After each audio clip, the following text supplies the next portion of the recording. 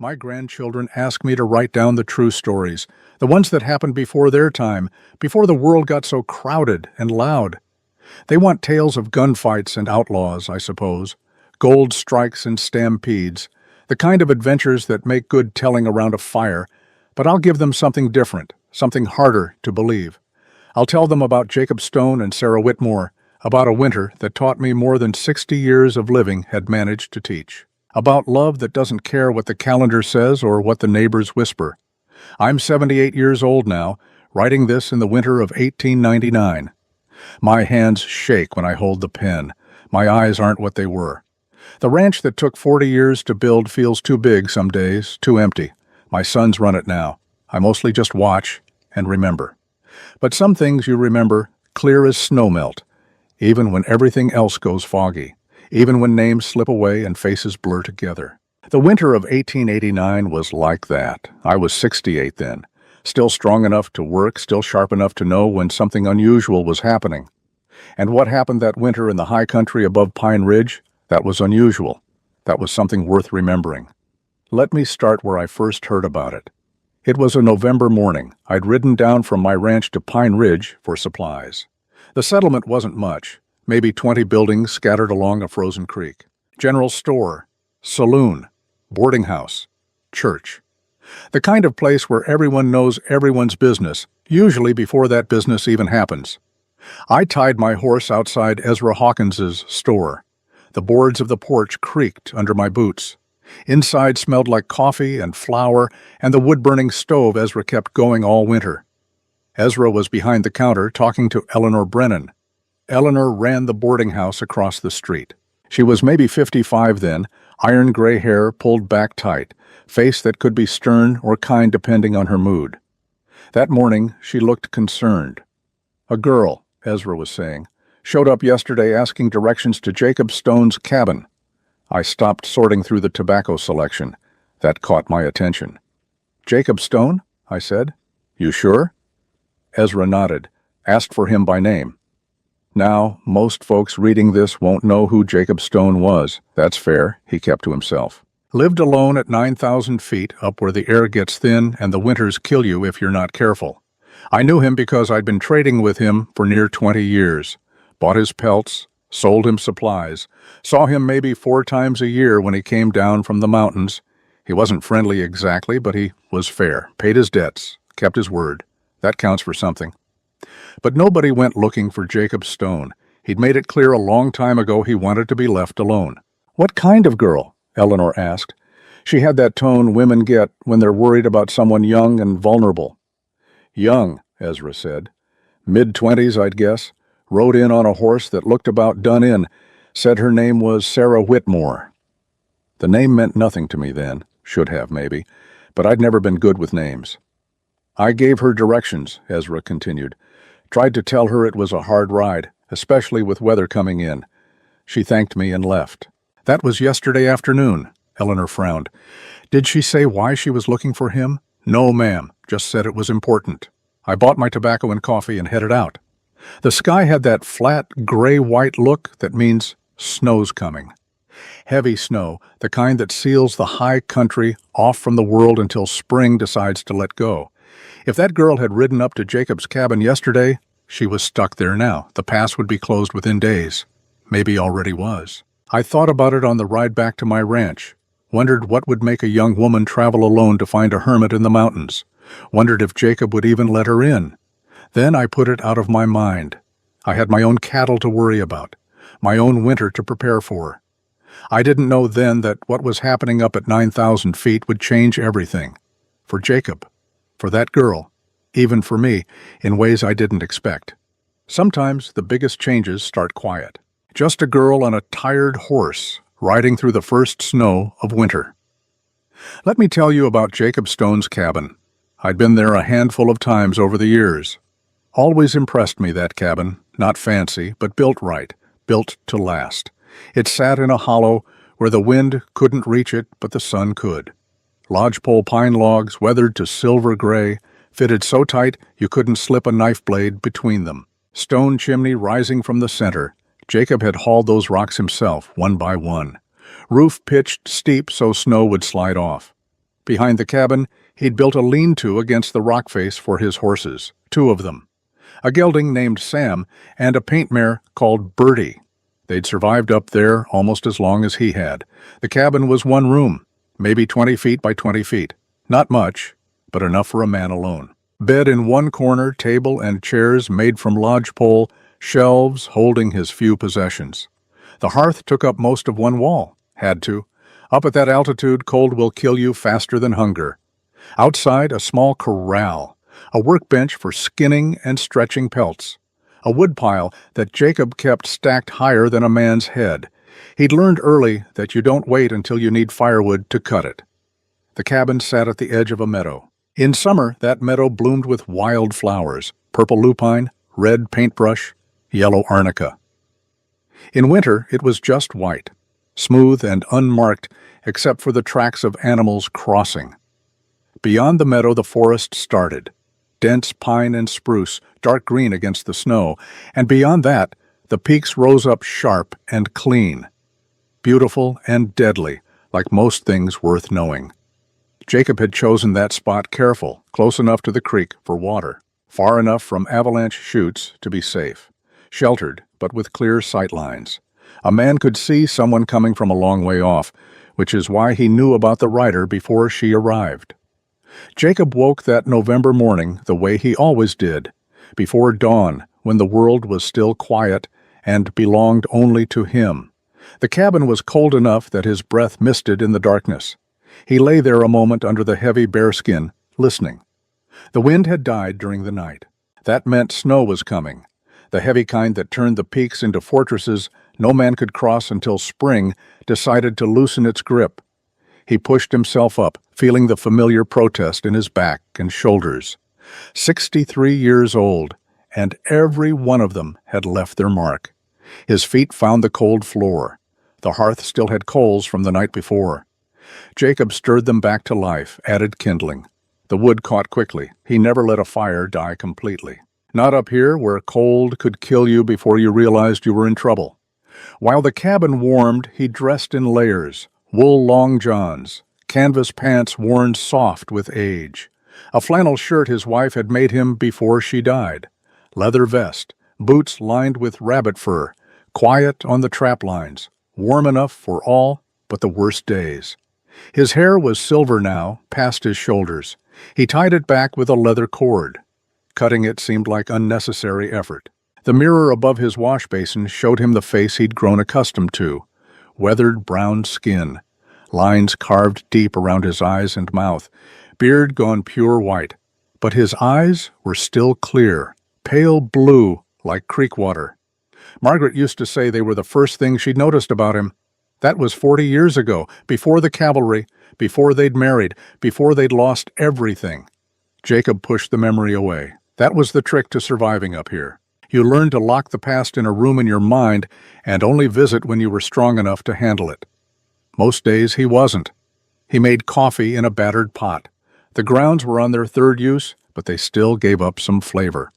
He fried cornmeal mush in bacon grease and ate standing by the window, looking out at the mountains that had become his whole world. The peaks were already white with early season snow, sharp against the pre-dawn sky, beautiful, deadly. After breakfast, he gathered his gear for the trap line, canvas pack, knife, hatchet, the Winchester rifle older than his time in these mountains. He kept it clean, and it had never failed him. Bears and mountain lions didn't care how old a man was. The rifle was the great equalizer. He stepped outside just as the sun broke over the eastern ridge. The cold hit him sharp and clean. His breath plumed in front of him. The thermometer nailed to the cabin wall read 18 degrees. Mild for November at this altitude, the horses nickered from the lean-to. Jacob fed them hay from his small store, checked their water. They'd need to make a trip down to Pine Ridge before the deep snows came. Supplies were running low: flour, salt, coffee. The things a man couldn't make or trap for himself. Jacob spent the morning running his trap line. The circuit took him 3 hours through timber and along the creek. The first 3 traps were empty. The storm had kept the animals in their dens. The fourth held a marten, frozen solid, its dark fur perfect. Good pelt. He'd get a fair price when he went down to trade. He reset the trap with practiced efficiency. His hands worked even though they were numb with cold. This was the rhythm of his life. Trap, check, skin, cure. Trade, day after day, season after season, year after year. By the time he returned to the cabin, it was past noon. The sky had gone the flat gray-white that meant snow was close. Jacob skinned the marten on the workbench behind the cabin, scraped the hide clean, stretched it on a frame. The work was meditative, required attention but not thought. His mind could wander while his hands moved. He thought about Thomas Whitmore, which was unusual. Jacob tried not to think about the people he'd left behind when he'd come to the mountains, but Thomas had been on his mind lately. The boy had been barely 17 when Jacob had worked as foreman on the Walker Ranch in Wyoming. Eager kid, always trailing after Jacob, asking questions, wanting to learn everything about horses and cattle and the land. Jacob had been patient with him. The boy reminded him of the son he'd never had, might have had, if his daughter had lived, if Margaret hadn't died of the same fever that took their baby girl. He'd left the ranch suddenly. The grief finally too much to carry around other people. He'd simply packed his gear one morning and ridden into the mountains, looking for a place remote enough that memory couldn't follow. Thomas had been devastated, Jacob had heard later. But he'd hardened his heart to it. Better for the boy to learn early that people leave, that you can't count on anyone staying. That was 17 years ago. Thomas would be in his mid-30s now, if he'd lived, probably had a family, a ranch of his own. Jacob hoped he'd done well. The boy had deserved better than to be abandoned by another person he'd trusted. He finished with the hide as the first snow began to fall, big flakes drifting down soft and slow. He carried the frame inside to cure near the fire, then set about making an early supper. Beans and salt pork, the same meal he'd eaten 1,000 times. He'd just sat down to eat when he heard it, the sound of a horse moving through the snow outside. Jacob froze, spoon halfway to his mouth. In 20 years, no one had come to his cabin uninvited. The few trappers and prospectors who worked this high country knew which valleys were his and stayed clear. Visitors meant trouble or tragedy. He wanted no part of either. Jacob set down his bowl, picked up the rifle, checked the load by feel. He moved to the window and looked out through the gap between the shutters. A single rider was approaching through the falling snow, leading their horse rather than riding it. Smart. The trail up to his cabin was treacherous, if you didn't know it. The figure was small, bundled in a heavy coat and hat. As they drew closer, Jacob realized with a start that it was a woman. His first thought was that she was lost, maybe separated from a party further down the mountain. His second thought was that she'd come a long way. The horse was exhausted, its head hanging low, its breath steaming in the cold air. The woman herself moved like someone at the end of their strength, each step deliberate and careful. Jacob watched her approach, his grip tightening on the rifle. She stopped 20 feet from the cabin, looked up at the structure with what seemed like relief. Then she called out, her voice clear despite the falling snow. "Mr. Stone? Jacob Stone." She knew his name. That changed everything. Jacob moved to the door, kept the rifle in his hand but pointed at the ground. He opened it and stepped out onto the small porch he'd built to keep snow from drifting against the door. "I'm Stone," he said. His voice sounded rusty. He rarely spoke aloud up here. "Who's asking?" The woman pushed back her hat. Jacob saw her face for the first time. Young, mid-20s at most. Pretty in a practical way. Strong features, dark eyes that looked right at him without flinching. Her cheeks were red with cold, her lips chapped. She'd been traveling hard. "My name is Sarah Whitmore," she said. "Thomas Whitmore was my father." The world seemed to tilt slightly. Jacob felt something shift in his chest. A door he'd thought locked forever, rattling on its hinges. Thomas. This was Thomas's daughter. He could see it now. She had her father's eyes, his determined jaw. "Thomas," Jacob said quietly. It wasn't a question, just the name hanging in the cold air between them. "Yes, sir." Sarah took a step closer, her horse following obediently. He passed 7 years ago, riding accident, but before he died, he talked about you. He told me that if I ever needed help, if I ever needed to find someone who could teach me how to stand on my own, I should find Jacob Stone in the Colorado high country. Jacob's throat felt tight. 7 years. Thomas had been dead for 7 years, and he'd never known. The boy he'd mentored, the young man he'd left behind, gone. And this girl, this young woman, had spent years looking for him. "That's a long way to come," Jacob said finally. "And it's getting dark. There's weather moving in." "I know," Sarah said. "I've been riding for 2 weeks. I'm not going back down tonight." It wasn't a request. Jacob studied her for a long moment. She met his gaze steadily, and he saw something in her that reminded him of himself at that age, a kind of determined desperation, the look of someone who'd run out of other options. "You can stable your horse with mine," he said, making a decision he knew he'd probably regret. "We'll talk inside where it's warm." Relief flooded Sarah's face, though she tried to hide it. "Thank you." Jacob led her around to the corral, showed her where to put her horse in gear. The animal was a good one, a sturdy roan mare that had been well cared for despite the hard journey. While Sarah unsaddled, Jacob forked out hay and broke the ice on the water trough. They worked in silence, the snow falling heavier now, building up on their shoulders and hats. When they finally entered the cabin, Sarah stopped just inside the door, looked around.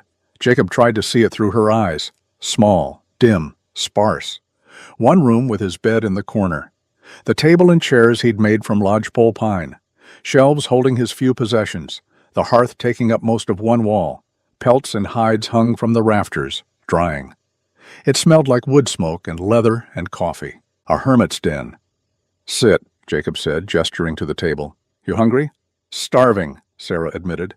She removed her coat and hat, revealed a simple dress underneath. Practical wool in dark blue. Her hair was brown, braided and pinned up. She sat at his table like she belonged there, which unsettled him more than he wanted to admit. Jacob heated up the beans and pork, added more to the pot. He sliced bread he'd baked 2 days ago, hard now, but edible when soaked in the bean juice. He poured coffee into 2 tin cups and set everything on the table.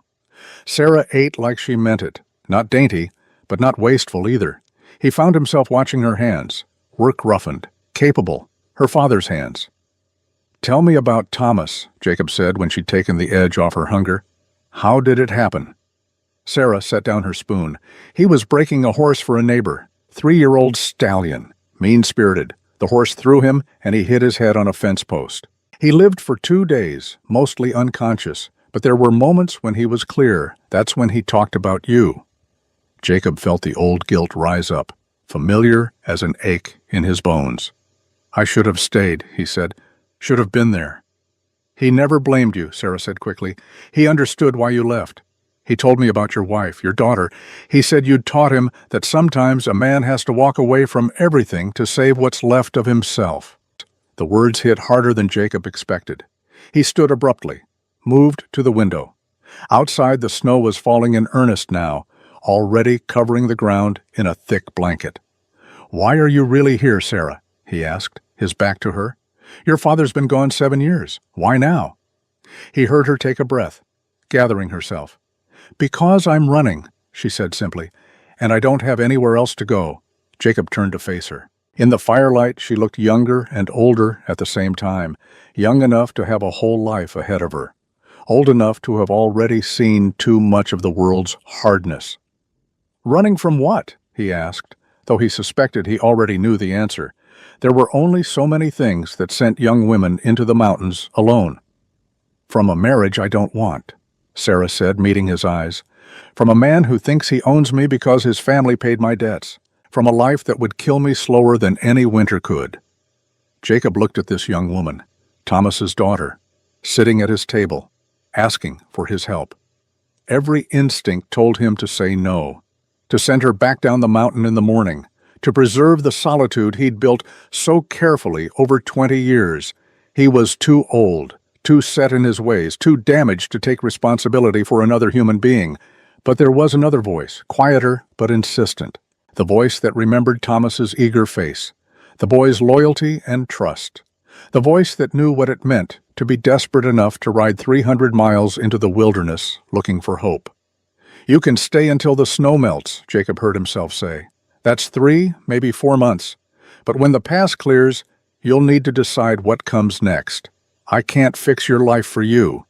Sarah's eyes shimmered, but she didn't cry. "I don't need you to fix anything," she said. "I just need time to figure out how to fix it myself. That's all I'm asking." Jacob nodded slowly. "Then we have an understanding." "Thank you," Sarah said quietly. "Don't thank me yet," Jacob replied. "Winter up here is harder than you can imagine. You might regret this choice before spring comes." Sarah smiled, a small, determined expression that reminded him so much of her father it hurt to look at. "I won't regret it," she said. "I've been waiting 7 years to find you, Mr. Stone. Whatever happens now, at least I'm finally where I'm supposed to be." Jacob didn't know what to say to that, so he said nothing. He moved to the corner where he kept his spare blankets and began making up a pallet near the fire. Tomorrow, he'd figure out how to reconfigure the cabin for 2 people. Tonight, he'd give her the warmest spot and take the cold himself. It was the least he could do for Thomas's daughter. Outside, the snow continued to fall, silent and steady, sealing them into the high country until spring decided to let them go.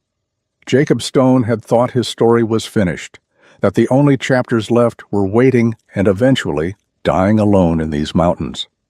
But as he looked at Sarah Whitmore, curled up by his fire, already drifting into exhausted sleep, he felt something he hadn't felt in 20 years, a tiny, fragile flicker of hope. That maybe, just maybe, his story wasn't quite finished after all. Now, I need to back up a piece here. Tell you some things about Jacob Stone that'll help you understand what happened next. I didn't know most of this then. Jacob wasn't the talking type. But over the years, pieces came out. Late nights in my barn when we'd shared whiskey. Quiet conversations after he'd married Sarah and softened some. I'll tell it to you now, the way he told it to me, the way I think it happened. Jacob Stone was born in 1826, Kansas Territory. His father was a farmer who couldn't make dirt grow anything but rocks. His mother died when Jacob was 12. Fever. He left home at 16, joined the cavalry at 18, served 10 years as a scout in the Indian Wars. That's where he learned to read sign, to move quiet, to survive in country that killed careless men. He was good at it. The officers respected him. The men trusted him. He saved his colonel's life once at a place called Wilson Creek, carried the man 3 miles with a bullet in his own shoulder. But war changes people. Jacob saw things no man should see, did things he didn't like to remember. When his enlistment was up in 1856, he didn't re-up. He drifted west, hired on with a ranching operation in Montana. That's where he met Margaret. She was the foreman's daughter, 26 years old, dark hair, gentle smile, but strong, not just in body but in spirit. She could look at a man and see right through any pretense. Any lie he told himself. She saw Jacob, really saw him, and she loved him anyway. They married in 1857, had a small house on the ranch. Nothing fancy, but Margaret made it feel like a palace. In 1859, their daughter was born, Annie, 6 pounds, 2 ounces, dark hair like her mother, Jacob's pale blue eyes. Jacob said those were the happiest 18 months of his life. Then the fever came. It swept through that part of Montana in the winter of 1861. Started in town, spread to the ranches. Annie got sick first, 6 months old. There was nothing they could do. She died in Margaret's arms on a Tuesday morning. Margaret got sick 2 days later. Jacob nursed her for 3 days, bathed her with cool water, tried every remedy they knew, prayed to a God he wasn't sure was listening. Margaret died 3 days after Annie. Jacob buried them both on a hillside where Margaret used to like to sit and watch the sunset. Then he went a little crazy. He kept working, kept going through the motions, but inside he was hollow, empty. The part of him that could feel joy or hope or connection, it died with them on that hillside. He started drinking, stopped caring about anything. The ranch owner, a good man named Walker, tried to help, but Jacob was drowning and he didn't want to be saved. That went on for about a year. Then, in the spring of 1862, a new hand showed up at the ranch, Thomas Whitmore, 17 years old, eager as a puppy, wanting to learn everything. He followed Jacob everywhere, asked 1,000 questions, wouldn't leave him alone, even when Jacob was cruel to him, which he was sometimes. Thomas just kept coming back, kept trying, and slowly, without meaning to, he gave Jacob a reason to get up in the morning. Teaching him. Watching him grow. It helped. Jacob started drinking less, started caring again, just a little, started to think maybe he could survive this after all. Thomas was with him for about 7 years, growing from a boy into a man, getting better at everything he did. Jacob was proud of him, though he never said it out loud. But in 1869, Jacob felt himself getting attached, starting to care again, starting to love this boy like a son, and he couldn't do it. He couldn't risk loving someone and losing them again. So one morning in October 1869, Jacob just rode away, didn't say goodbye, didn't explain. Just vanished into the mountains where loss couldn't follow. Except it did follow, loss always does. It just took 20 years to catch up. The next morning, Jacob woke to the smell of coffee and bacon. For a moment, still caught in the fog between sleep and waking, he thought he was back in Montana with Margaret. Then reality settled over him like cold water. Sarah Whitmore was sleeping by his fire, or had been sleeping. The sounds coming from his kitchen area made it clear she was awake and cooking. He sat up on his bed, every joint protesting. He'd given Sarah the warm spot by the fire and taken his usual place in the corner. At his age, a cold night left him stiff until he got moving. He pulled on his boots and stood, ran his hands through his hair. Sarah turned from the stove as he approached. She'd already dressed, her hair braided neatly. "Good morning," she said. "I hope you don't mind. I found the bacon and some eggs. Figured I should make myself useful." Jacob grunted, moved to the window. 2 feet of new snow had fallen overnight. Maybe more. The world outside was white and silent, the kind of quiet that only came after a heavy snow. They weren't going anywhere today. "You know how to cook," he observed, sitting at the table. "My father taught me everything he could before he died," Sarah said, bringing him a plate. "How to cook, hunt, track, read sign. He said a woman needed to know how to take care of herself, because the world wasn't kind to those who couldn't." Jacob ate in silence, thinking about Thomas teaching his daughter the same lessons Jacob had taught him. There was something both comforting and painful about that continuity. After breakfast, Sarah cleared the dishes without being asked. Jacob watched her move around his cabin, efficient and capable. She wasn't treating this like temporary shelter. She was already making herself at home. That should have bothered him more than it did. "We need to talk," Jacob said finally. "You said you're running from a marriage.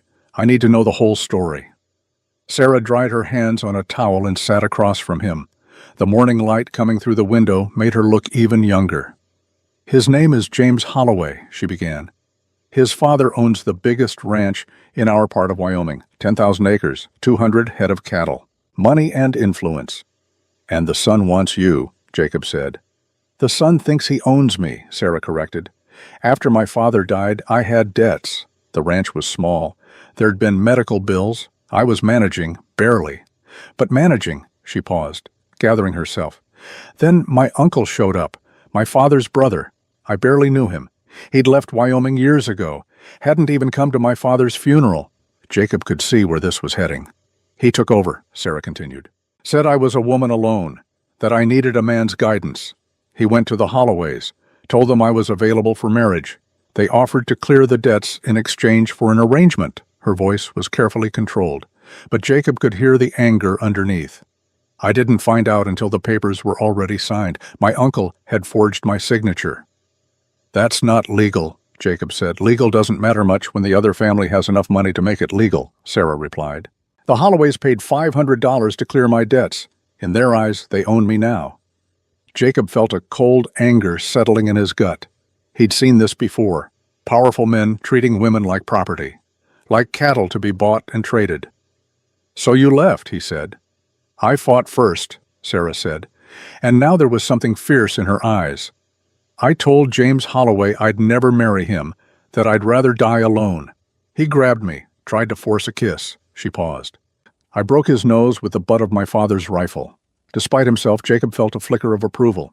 Bet that surprised him. It did. But it also made things worse. He left, but he promised he'd be back with the law. Said I'd assaulted him.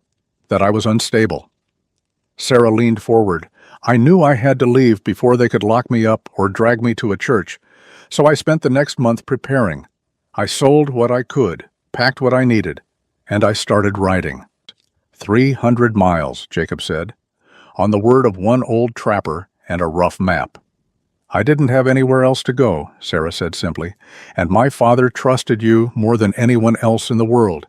He said you were the finest man he'd ever known, that you'd taught him what it meant to have honor. She met his eyes. I figured if I could find you, maybe you could help me figure out what to do next. Jacob stood and walked to the small shelf where he kept his few personal possessions. He reached behind a stack of books and pulled out a small wooden box. Inside was the tin-type photograph he'd taken the night Margaret and the baby died. He rarely looked at it anymore. The pain had dulled over the years, but never fully disappeared. He set the box on the table in front of Sarah. "Open it," he said. She did, carefully. Her breath caught when she saw the photograph. A younger Jacob, clean-shaven and clear-eyed, standing beside a beautiful woman holding an infant, wrapped in blankets. "Margaret and Annie," Jacob said quietly. "My wife and daughter. They died of fever 23 years ago. Annie was only 6 months old. Margaret went 3 days later. I buried them both on a hillside in Montana." Sarah touched the photograph gently. "I'm so sorry." "I tried to keep working," Jacob continued, "to stay on the ranch. But everything reminded me of them. Every room, every corner, every sunset. I started drinking. Stopped caring about anything." He sat back down. "The ranch owner was a good man named Walker. He tried to help, but I was drowning and I didn't want to be saved. That's when your father showed up. 17 years old, eager as a puppy, wanting to learn everything." Jacob looked at Sarah.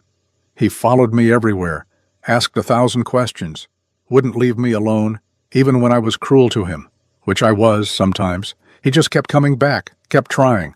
His voice roughened. "And slowly, without meaning to, he gave me a reason to get up in the morning. Teaching him. Watching him grow. It helped."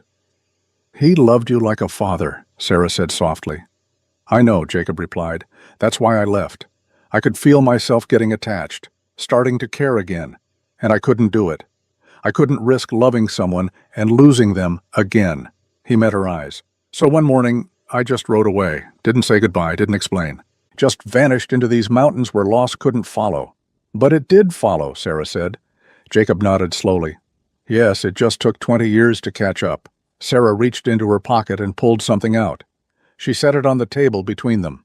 A small wooden horse, carved by hand, worn smooth with years of handling. Jacob felt his breath catch. He knew that horse. He'd carved it himself 17 years ago, during a slow afternoon on the ranch. Thomas had been pestering him about learning to work wood, so Jacob had shown him how to whittle. He'd made the horse as a demonstration, then given it to the boy. "He carried this with him everywhere," Sarah said. "Even when he got older, he kept it in his pocket. After he died, I found it in his things, along with a note." She pulled out a folded piece of paper, handed it to Jacob. His hands trembled as he opened it. The handwriting was Thomas's. A little shaky, probably written when he was dying. "This horse was made by the best man I ever knew. If you need help, find Jacob Stone. He'll know what to do." Jacob picked up the wooden horse with trembling hands. It was rough work, the proportions slightly off, the mane too thick. But he remembered making it, remembered Thomas's face when he'd handed it over. The boy's eyes had lit up like Jacob had given him gold. "I don't know what to do," Jacob admitted, his voice rough. "I don't know how to help you, Sarah. I'm just an old man hiding in the mountains." "You're more than that," Sarah said firmly. "You're the man my father trusted above everyone else. You're the reason I rode 300 miles through late-season weather. You're my last hope." The words hung in the air between them. Jacob wanted to deny them, to send her away, to retreat back into his comfortable solitude. But looking at Thomas's daughter, holding the wooden horse he'd carved so long ago, he found he couldn't do it. "The Holloways will come looking for you," Jacob said finally. "If you're worth $500 to them, they won't just let you disappear." "I know," Sarah said. I've been watching my back trail. I don't think they've found me yet, but they will eventually. Then we deal with it when they come, Jacob said.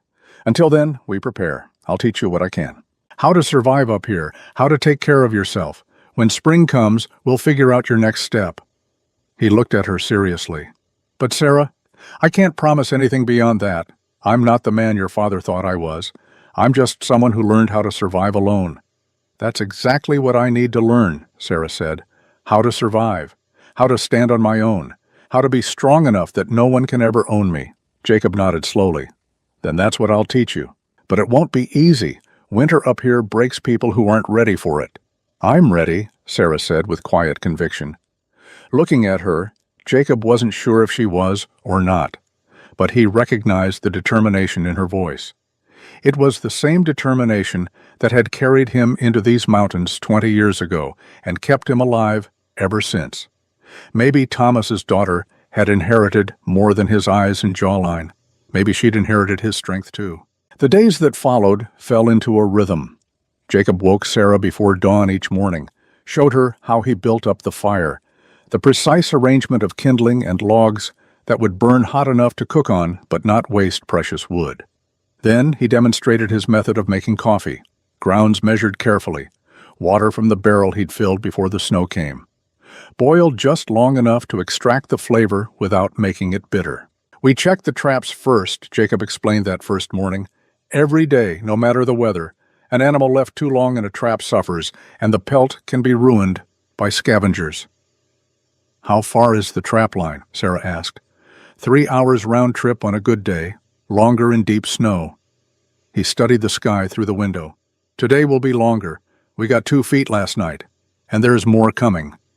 They dressed in layers. Sarah borrowed one of Jacob's extra coats, which hung large on her smaller frame.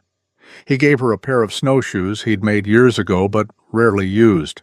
They were too small for his feet but fit Sarah well enough. "Stay behind me," Jacob instructed as they stepped outside. "Step where I step. The drifts hide deadfall and holes. A broken ankle up here is a death sentence." Sarah nodded seriously. The morning was brutal in its beauty.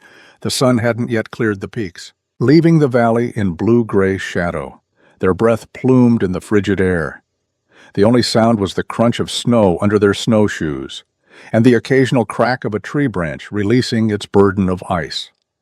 Jacob led them along the trap line he'd established years ago, each trap carefully placed near game trails or water sources. The first 3 traps were empty.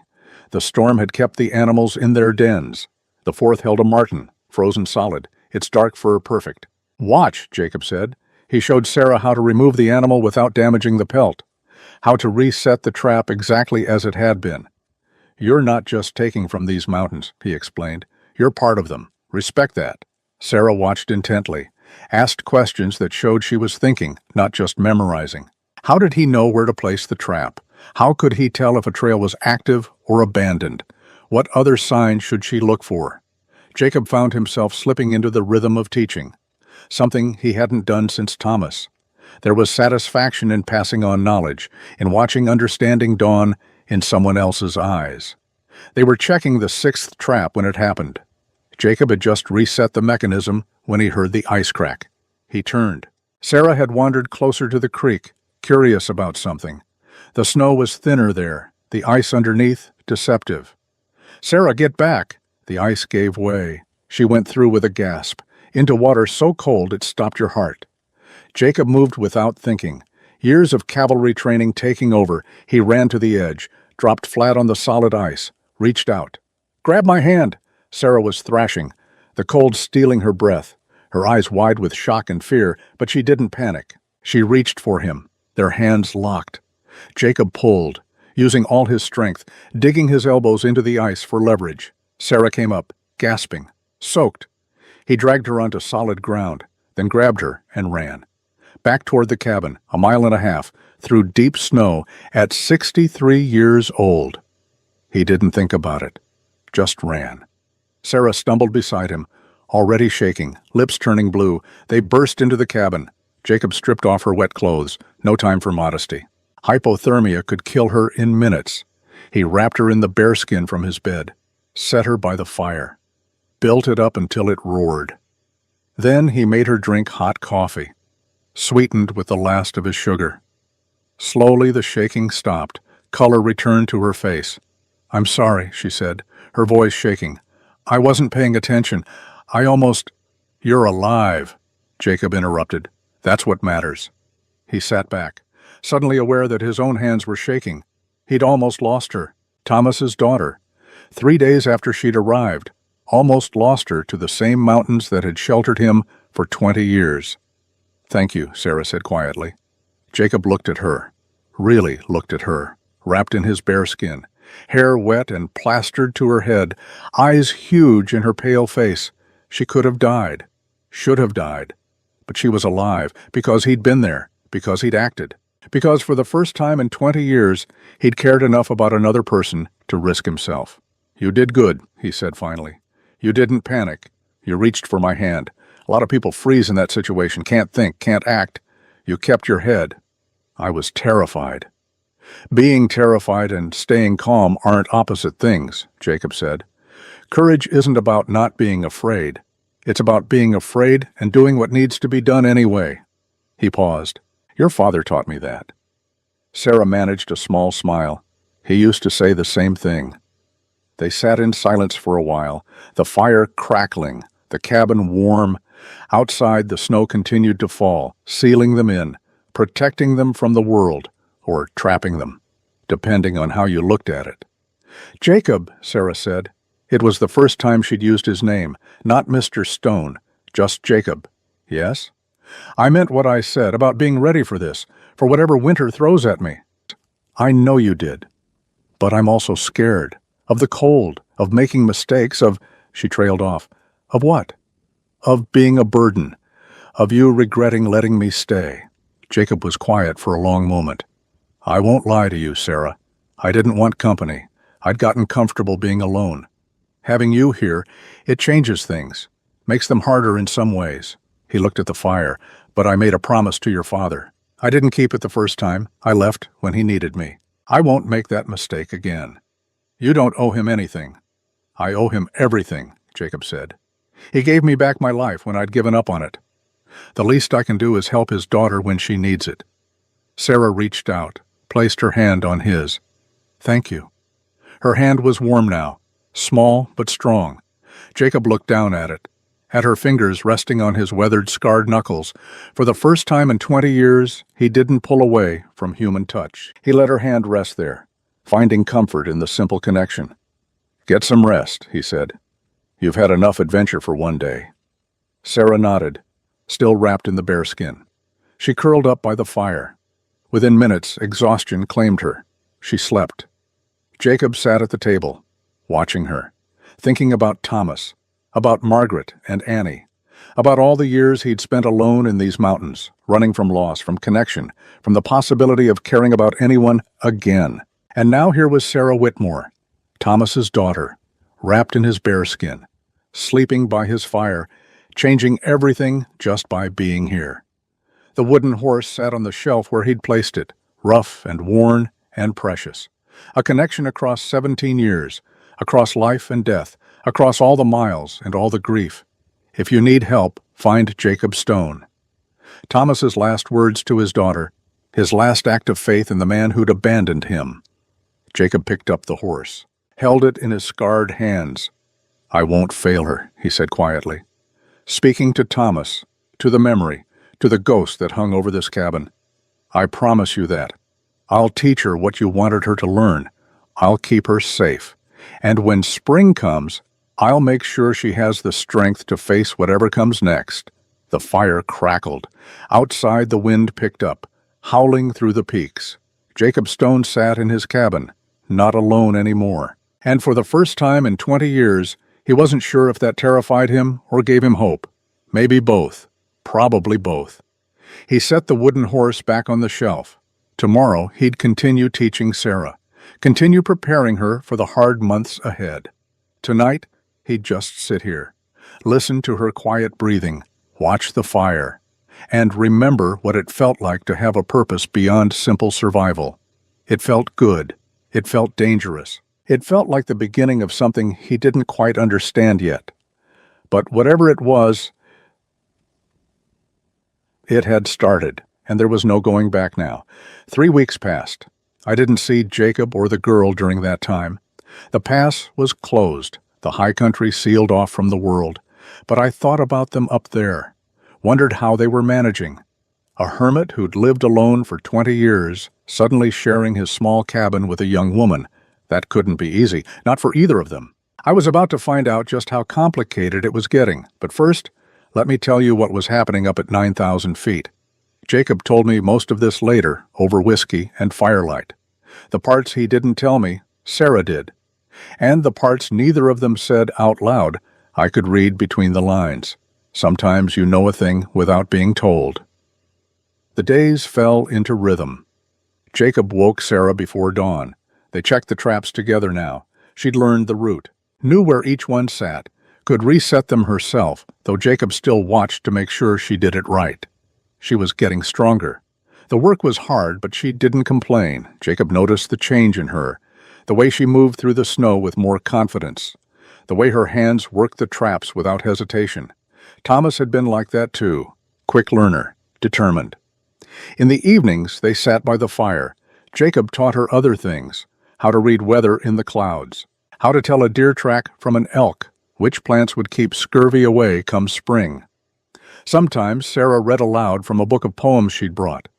Jacob would never have admitted it, but he liked listening to her voice, the way she made the words sound alive. My father loved poetry, Sarah explained one night. He said it reminded him that there was beauty in the world, even when things were hard. Jacob thought about that. He'd spent 20 years focused only on survival, on enduring from one day to the next. He'd forgotten about beauty, about anything beyond the simple mechanics of staying alive. One morning in early December, they found a fox in the trap line.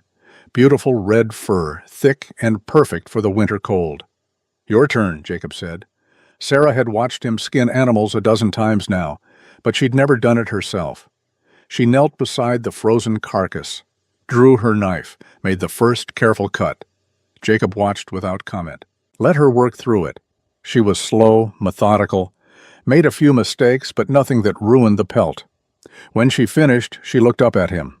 Pride and something else in her eyes. A kind of fierce satisfaction. I did it, she said simply. You did, Jacob agreed.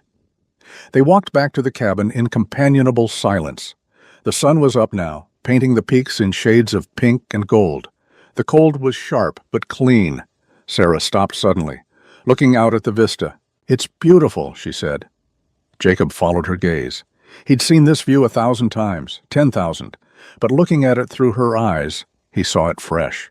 The way the light caught the snow, the dark green of the pines against white, the sky so blue it hurt. Yes, he said, it is. They stood there together, just breathing, just being. It was a small moment, nothing dramatic. But Jacob felt something shift in his chest, a kind of contentment he hadn't known in decades. He wasn't alone anymore. And for the first time, that didn't feel like a burden. It felt like something else, something he wasn't ready to name yet. That night, Sarah asked the question Jacob had been dreading. They were sitting by the fire. She was mending a tear in her dress. Jacob was working on a new snowshoe frame. Tell me about when you knew my father, Sarah said. He talked about you, but I want to hear your side. Jacob's hand stilled on the wood. Not much to tell, he said. I don't believe that. Jacob looked at her. She was watching him with those dark eyes, Thomas's eyes. He set down the snowshoe frame. Your father was 17 when we met, he began slowly. Spring of 1862. He showed up at the Walker Ranch in Wyoming looking for work. Skinny kid, all elbows and enthusiasm. Sarah smiled. That sounds like him. He followed me everywhere, Jacob continued. Asked 1,000 questions. Wanted to learn everything at once. How to rope. How to break horses. How to read the land. He paused, remembering. I wasn't patient then. Wasn't kind. I was drinking too much. Hurting too much. But Thomas, he didn't care. He just kept coming back. What changed? Sarah asked. Jacob was quiet for a long moment.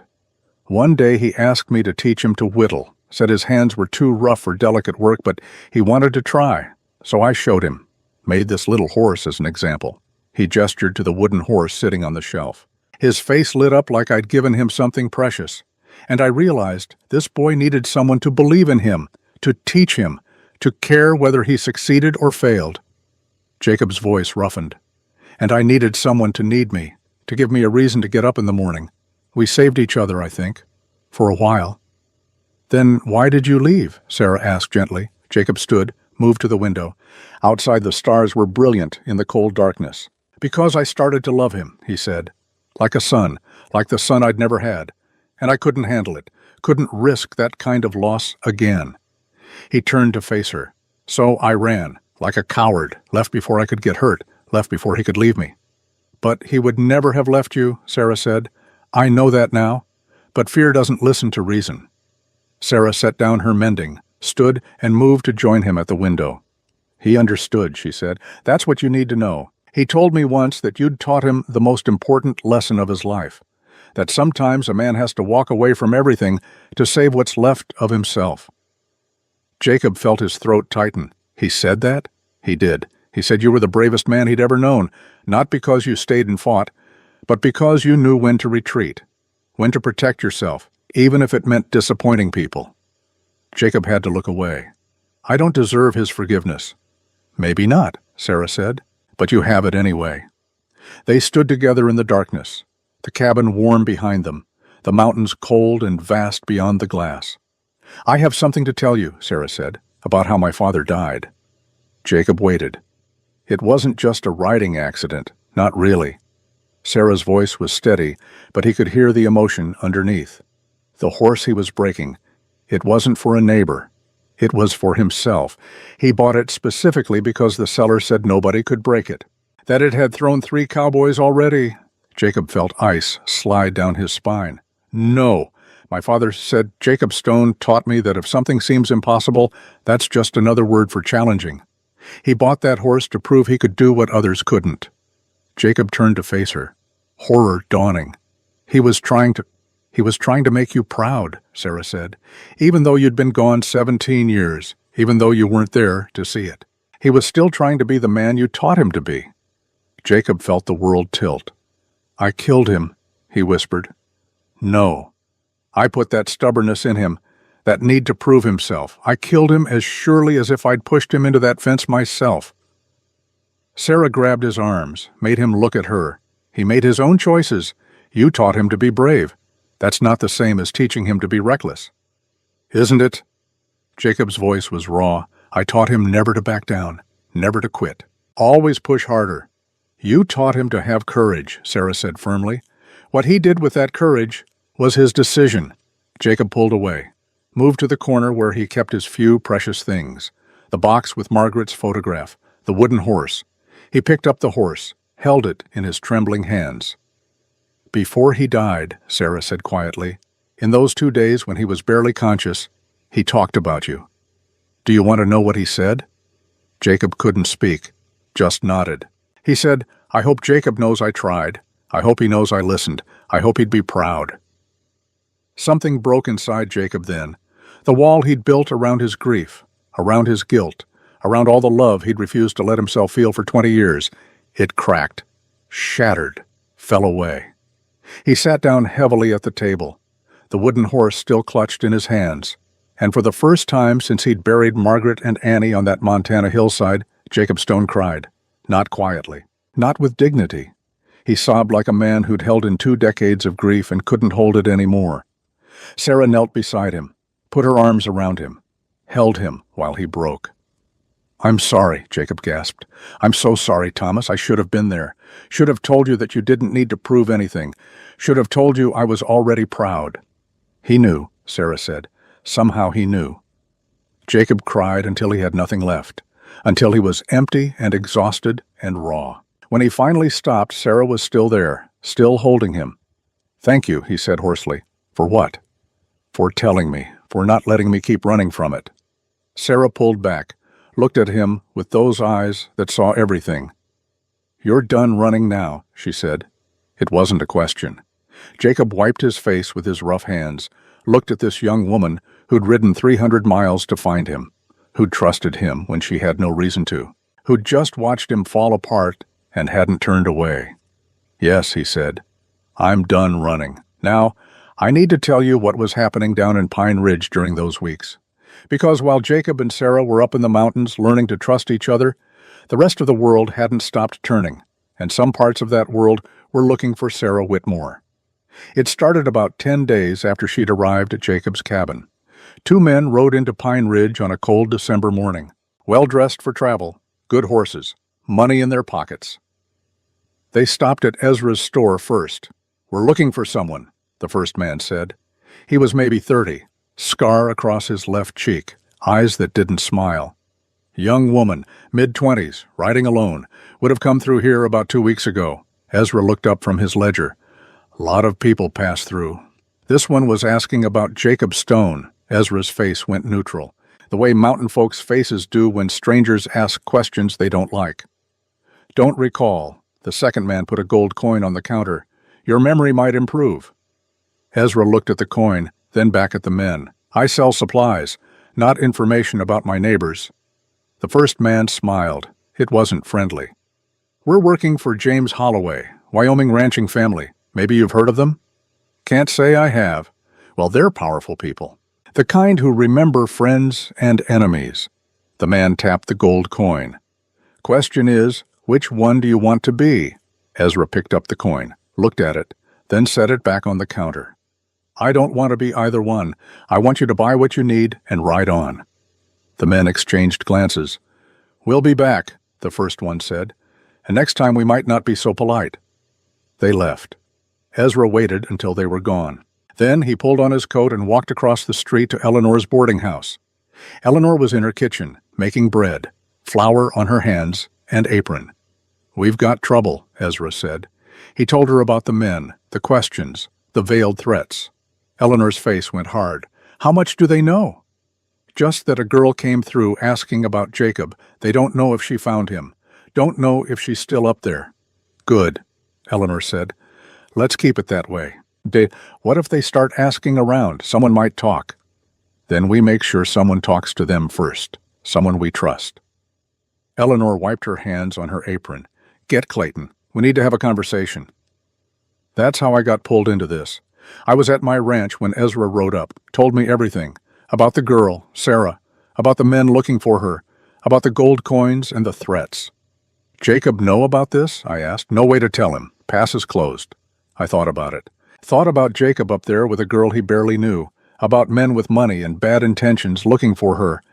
"What do you need from me?" I asked. "Eleanor wants to meet.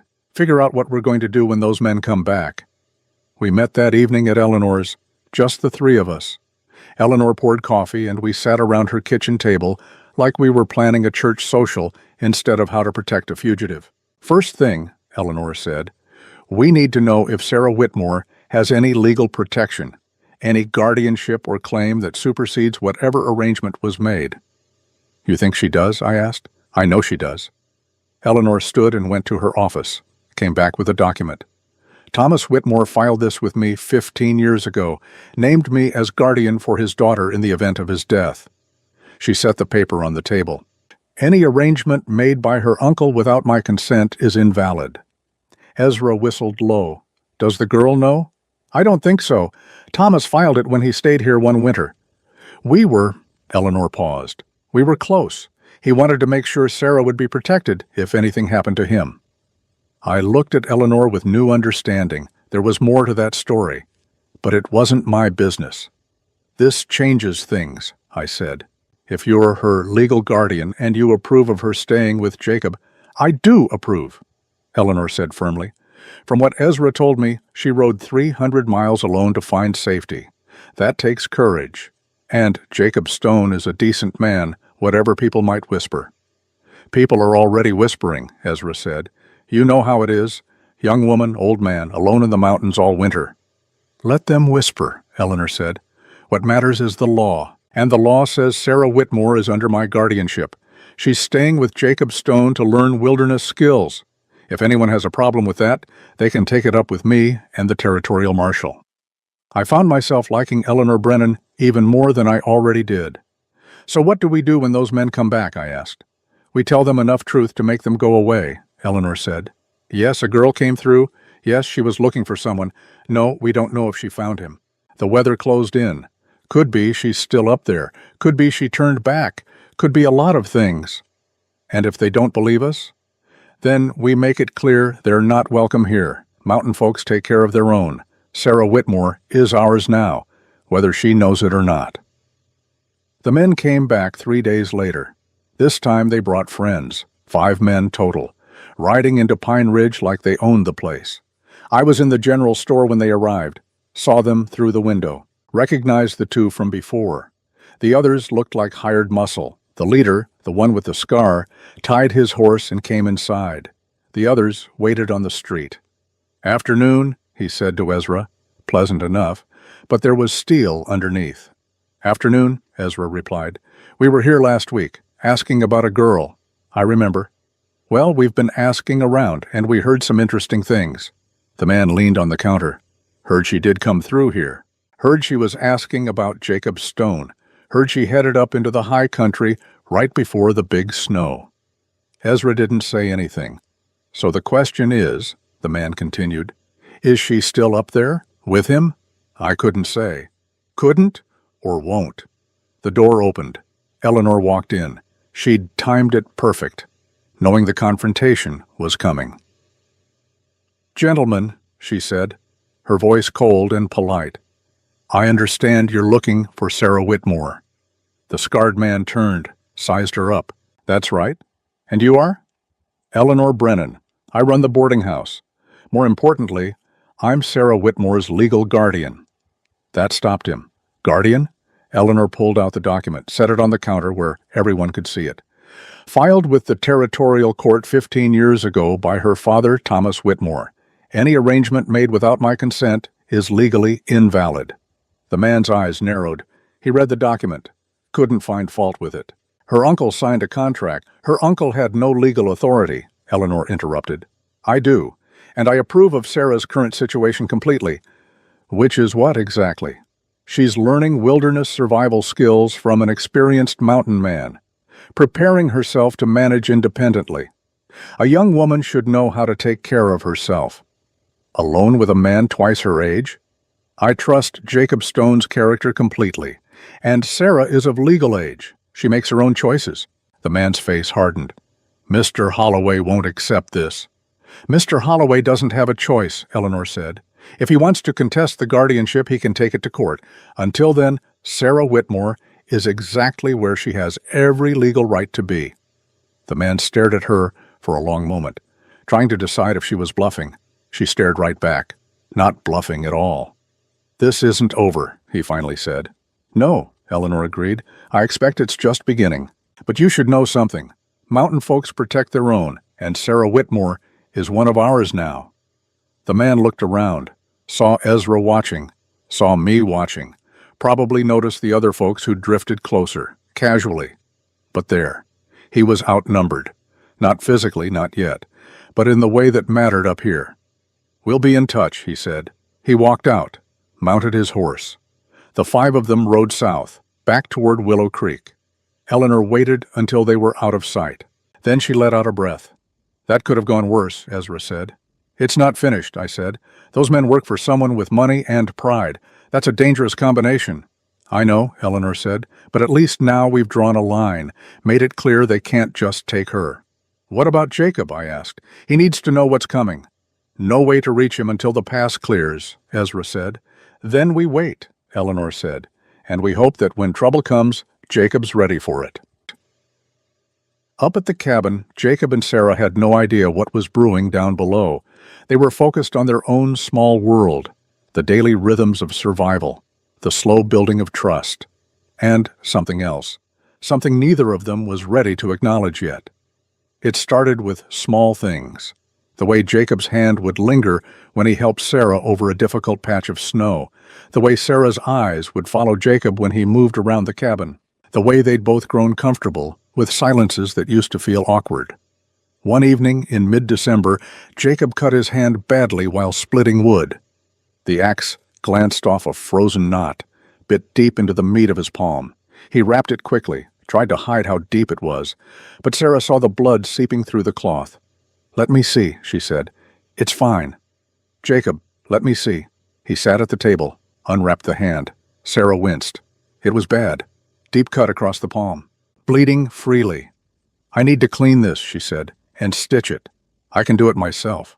With one hand, don't be ridiculous. She heated water, found Jacob's needle and thread, the same needle he used for repairing leather. This is going to hurt, she warned. I know. Sarah cleaned the wound. Jacob didn't flinch, just watched her face as she worked. She was concentrating. Her bottom lip caught between her teeth. Dark eyes, focused.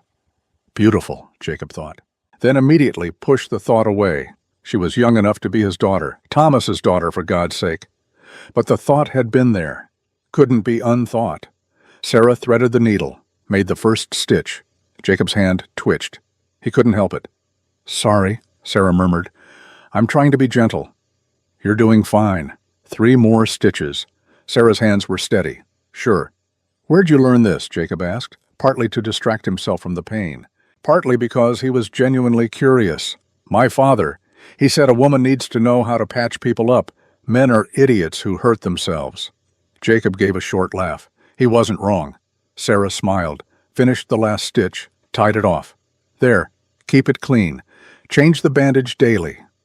Her hands were still on his, holding his palm steady. Neither of them moved. The fire crackled. The wind outside whispered against the cabin walls. Sarah looked up, met Jacob's eyes. Something passed between them, something electric, dangerous. Sarah pulled her hands back quickly. You should rest, she said, standing, moving away. Sarah, I'll clean up. She turned away, started gathering the medical supplies. Jacob watched her, saw the tension in her shoulders, the way she wouldn't look at him. He'd felt it too, that moment of connection, of awareness, and it terrified him. She was 40 years younger than him, his student, Thomas's daughter. This couldn't happen. He wouldn't let it happen. Thank you, he said. For the stitching. You're welcome. Her voice was carefully neutral. They didn't speak of it again. But something had changed between them. A line had been crossed, or maybe just acknowledged. Either way, the cabin felt smaller after that night, the silences more charged.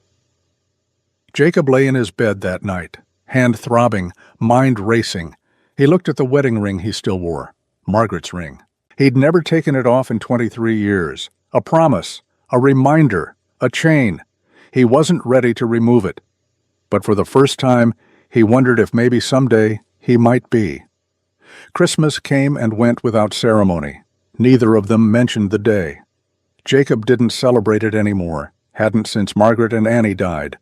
But Sarah made an effort. She used the last of their dried apples to make a pie. It was lopsided and slightly burned, but it tasted like heaven. Merry Christmas, she said, setting it on the table. Jacob looked at the pie, at her hopeful face. Merry Christmas, he replied. They ate it together, sweet and warm in the cold cabin. It was a small thing, but it mattered. After dinner, Sarah pulled out a piece of fabric she'd been working on, sewing something in the evenings when she thought Jacob wasn't watching. She handed it to him. Shy. It was a new shirt, made from cloth she'd brought with her. Simple work, but careful. The stitches even and strong. Your old one's wearing out, she said. I thought. Jacob held the shirt, ran his fingers over the seams. No one had made him clothes since Margaret. Thank you, he said, voice rough. Thank you. He didn't have anything to give her, hadn't thought to prepare, but he went to his shelf, pulled down a small carving he'd been working on in the evenings. A bird, a jay, bright and defiant. I saw you watching them, he said. The jays that come to steal scraps from the horses. You said they reminded you of yourself, stubborn and loud. Sarah took the carving, turned it in her hands. The detail was remarkable, every feather carved with care. It's beautiful, she said. Jacob, I didn't know you could. Your father asked me to teach him once. Wood carving. I made that horse to show him how. This, he gestured to the jay. This I made for you. Sarah's eyes glistened. Thank you. They stood there, gifts in hand, the fire warm between them. It was the best Christmas Jacob had had in 2 decades, and the most dangerous, because with each passing day, with each small kindness, with each shared silence and knowing look, He was falling. Falling for Thomas's daughter. Falling in love at 63, when he'd thought that part of his life was over forever, and he had no idea what to do about it. Early January brought a cold snap, the kind that made your lungs ache when you breathed. That froze your eyelashes if you stayed outside too long. Jacob woke one morning to find frost on the inside of the windows, despite the fire burning all night. "Stay inside today," he told Sarah. "It's too cold." But by mid-morning, they heard a sound that made them both go still. Wolves. Howling. Close. Jacob grabbed his rifle, moved to the window, a pack of them, 6 or 7, circling the corral where Sam and Bertie stood terrified. "They're after the horses," Jacob said. He couldn't let that happen. Without the horses, they couldn't get down the mountain come spring, couldn't haul supplies, couldn't survive. "I'm going out," he said, "not alone." "Sarah, not alone," she repeated, grabbing her father's rifle, the one she'd brought with her. Jacob looked at her, saw the determination in her eyes. "Stay behind me. If I say run, you run. Back to the cabin. Bar the door." "I will." They stepped out into the brutal cold. The wolves turned, yellow eyes fixed on the two humans. Jacob raised his rifle, fired a shot into the air. The pack scattered, but didn't run far. They circled, waiting, hungry enough to be bold, desperate enough to risk humans. Jacob fired again, this time aiming near the alpha, close enough to scare, not close enough to hit. He didn't want to kill them if he didn't have to. They were just trying to survive. Like everything else up here, the alpha snarled, made a decision. The pack retreated, into the trees, gone. For now. Jacob lowered the rifle. His hands were shaking, not from fear, from the cold. "Inside," he said. They stumbled back into the cabin, shut the door, stood by the fire. Sarah's teeth were chattering, her face pale. Jacob realized she was shaking, not from cold, from adrenaline, from fear she'd hidden while they were outside. "Hey," he said softly, "we're okay. I thought, when they looked at us, I thought, I know." Without thinking, Jacob pulled her into his arms. She came willingly, pressed against his chest, still shaking. He held her, one hand on her back, the other cradling her head. "You did good," he murmured. "You stayed calm. You had my back, that's all that matters." Sarah's arms came around him, holding tight. They stood like that for a long moment, just breathing, just being alive. When Sarah finally pulled back, there were tears on her face. "I'm sorry," she said. "I shouldn't. Don't apologize. Fear is natural. You were brave when it counted. That's what matters." Sarah wiped her eyes, tried to smile. "My father used to say that. I know. I taught him." Something flickered in Sarah's expression, a realization. "You loved him," she said. "Really loved him." "Yes. And you love me." Jacob went still. "Sarah, not like you loved him. Different. But you do, don't you?" Jacob couldn't speak, couldn't deny it, because she was right. Somewhere in the past 6 weeks, he'd fallen in love with Sarah Whitmore, not despite her being Thomas's daughter, but partly because of it. She had his courage, his kindness, his stubborn refusal to quit, but she was also herself, strong and fierce and beautiful and achingly alive. And Jacob, who'd thought his heart was dead, had fallen completely. "I'm 63 years old," he said finally. "You're young enough to be my granddaughter. Whatever this is, it can't happen." "Why not?" "Because I'll die before you're 40, because the world will judge us, because you're afraid," Sarah interrupted. "Not of dying, of living, of letting yourself feel something again." Jacob couldn't argue, because she was right. "Your father trusted me to protect you," he said. "Not to love me?" "Yes." Sarah stepped closer, looked up at him with those dark eyes that saw everything. "What if that's exactly what he wanted? What if he sent me to you, knowing I might fall in love with you, knowing you might fall in love with me?"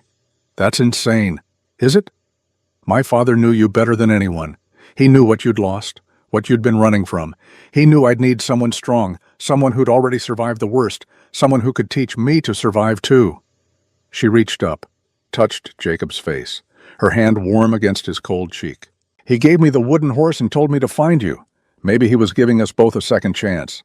Jacob wanted to pull away, to maintain the distance that was safe, but he couldn't. He covered her hand with his, held it against his face. "I'm too old," he whispered. "You're alive. That's all that matters. I'm broken. So am I. Maybe we can be broken together." Jacob closed his eyes. "I can't promise you a future. I can't promise I'll be here in 5 years, 10 years. Then promise me now, today, this moment." Jacob opened his eyes, looked at this woman who'd ridden 300 miles through snow to find him, who'd faced wolves and cold and loneliness without complaint, who'd held him while he cried and never judged him for it, who was offering him something he'd thought he'd never have again: love. "Sarah," she rose on her toes, kissed him, soft, gentle, a question. Jacob hesitated for only a moment. Then he kissed her back, and for the first time in 20 years, Jacob Stone let himself feel hope. I found out later that was the day everything changed up in that cabin. The day Jacob stopped running and Sarah stopped hiding. The day they chose each other, despite every reason not to. But down in Pine Ridge, we were dealing with our own troubles, because the men had come back. And this time, they'd brought more than threats. I was in town when it happened. January 15th, cold day, clear sky. 8 riders came up the main street. Not the 5 from before. 8. And leading them was a man I recognized from descriptions. Young, well-dressed even for the trail. Handsome in that polished way rich men's sons often are. Except for the crooked nose, broken and healed badly. James Holloway himself. He dismounted in front of Eleanor's boarding house. Stood there, waiting. Eleanor came out onto her porch, wiped her hands on her apron, faced him like a general facing an army. "Mr. Holloway, I presume." "Mrs. Brennan, we need to talk about Sarah Whitmore." "I have nothing to say to you." "Then listen. My family paid good money to clear her debts. She's obligated to nothing," Eleanor interrupted. "I'm her legal guardian. Any contract made without my consent is void. My lawyers disagree." "Then take it to court. Until then, leave her alone." Holloway's face hardened, and I saw something dangerous in his eyes. This wasn't just about money or contracts anymore. This was about pride, about being told no, about a woman who'd rather break his nose and run 300 miles than marry him. That kind of rejection burns. "Where is she?" Holloway asked, voice cold. "None of your business." "She's up there with him, isn't she? The old hermit, living in sin, dishonoring herself." Eleanor's expression didn't change. "Sarah Whitmore is learning survival skills from an experienced teacher. What you choose to think about that arrangement says more about you than about them." Holloway took a step forward. His men moved with him. I stepped off the porch of the general store, Ezra beside me. Other folks appeared, casual-like, but there, mountain folks taking care of their own. Holloway noticed, stopped. "This isn't over," he said. "No," Eleanor agreed. "But it won't end the way you think it will. Sarah Whitmore has protection now, legal and otherwise. You do well to remember that." Holloway stared at her for a long moment. Then he laughed, but there was no humor in it. "I'll remember. And when spring comes, when the pass opens, I'll be back, with enough men that your little community won't matter." He mounted his horse, looked down at Eleanor. "She's mine, one way or another. You tell her that when you see her." They rode off. Eleanor stood on her porch until they were out of sight. Then she came down the steps, walked over to where I stood. "We need to warn Jacob," she said. "Pass is still closed." Then we wait, and we prepare, because when that pass opens, trouble's coming. I nodded, and I thought about Jacob and Sarah up there in their small cabin, learning to love each other, building something fragile and precious. They had no idea what was waiting for them down below, no idea that their quiet winter was about to turn into something much more dangerous. Back at the cabin, Jacob and Sarah were learning what it meant to love someone when the world said you shouldn't. They didn't speak much about the kiss, about what had changed, but it was there in every glance, every touch, every moment of comfortable silence. Jacob still wore his wedding ring, but he found himself looking at it more often, wondering. Sarah watched him, waited, didn't push. One evening, Jacob finally took it off. He sat at the table, the ring in his palm. Heavy with memory, Sarah was across from him, mending by firelight. "I need to tell you about Margaret," Jacob said. Sarah set down her mending, listened. Jacob told her everything, how they'd met, how she'd seen through his rough exterior to the man underneath, how they'd married young and been happy, how Annie had been born and made everything perfect, and then how the fever had taken it all away. "I buried them on a hillside," Jacob said. "And I put this ring on my finger and swore I'd never take it off, never love anyone else, never risk that kind of loss again." He looked at the ring. 23 years I've kept that promise." "And now?" Sarah asked softly. Jacob raised his eyes to hers. "Now I'm wondering if keeping that promise means dishonoring her memory, or honoring it." "What do you think she'd want?" Jacob was quiet for a long moment. "I think Margaret would want me to live, really live, not just survive." He stood, walked to the box where he kept the photograph, opened it. Margaret smiled up at him from the faded image, baby Annie in her arms. "I'll always love you," Jacob said quietly, speaking to the photograph, to the memory, to the ghost. "But I think you'd want me to love again, to be happy, to take the second chance I've been given." He placed the ring in the box beside the photograph, closed the lid gently. When he turned back, Sarah was watching him with tears in her eyes. "Come here," he said. She crossed the cabin, stepped into his arms. Jacob held her close. This woman who'd saved him without even trying, who'd given him back his life. "I love you," he said, the words rusty from disuse, but true. "I love you too," Sarah whispered. They stood together in the firelight, the mountains silent around them, the winter sealing them away from the world, and for that moment, nothing else mattered. Not the age difference, not what people would say, not the danger that waited down below, just this. Two people who'd been broken finding wholeness in each other. It wouldn't last. The world would intrude eventually. But for now, they had this, and it was enough. The next morning, Jacob found the boot prints. He was checking the trap line alone. Sarah had stayed back to work on tanning a hide. He saw them near the fourth trap, fresh, maybe a day old. Someone had been here, walking the same route Jacob walked every day, following his tracks, learning his patterns. Jacob's blood went cold. He looked around, scanned the tree line, saw nothing. But someone had been here. Someone was watching. Jacob ran back to the cabin, burst through the door. Sarah looked up, startled. "What's wrong?" "We're not alone up here anymore. Someone's been tracking us." He showed her the boot prints in the snow near the cabin, circling, watching. "Holloway's men?" Sarah asked, voice tight. "Maybe, or scouts for them?" Jacob's mind was racing. If Holloway knew where they were, he'd come. Maybe not until spring, when the pass was clear. But he'd come. And when he did, they needed to be ready. "What do we do?" Sarah asked. Jacob looked at her, at this woman he'd fallen in love with, who'd come to him for protection. "We prepare," he said, "and we wait." Finding those boot prints changed everything. Jacob told me later that the moment he saw them, he knew their quiet winter was over. The world had found them, and it wasn't going to let them hide anymore. But I'm getting ahead of myself again. Let me back up to what happened next at the cabin. Then I'll tell you about what we were doing down in Pine Ridge, how we were getting ready for the storm we all knew was coming. After finding the tracks, Jacob spent the rest of that day securing the cabin. He checked every shutter, reinforced the door bar, made sure the rifle was loaded and within easy reach, set up a system where they'd take turns keeping watch at night. Sarah watched him work, didn't argue, just helped where she could. That evening, they sat by the fire, both tense, listening to every sound outside. "Tell me about them," Jacob said. "The Holloways. Everything you know." Sarah wrapped her arms around herself. "James is the youngest son, 28 years old. He's lived his whole life in his father's shadow. The father, Colonel Marcus Holloway, he's a decorated war hero, rich, powerful. Everyone in Wyoming Territory knows the name." Jacob went still. "Marcus Holloway," he repeated slowly. "Colonel Marcus Holloway." "You know him?" Jacob stood, moved to the window, his mind racing back 30 years. "Wilson Creek," he said quietly. 1868.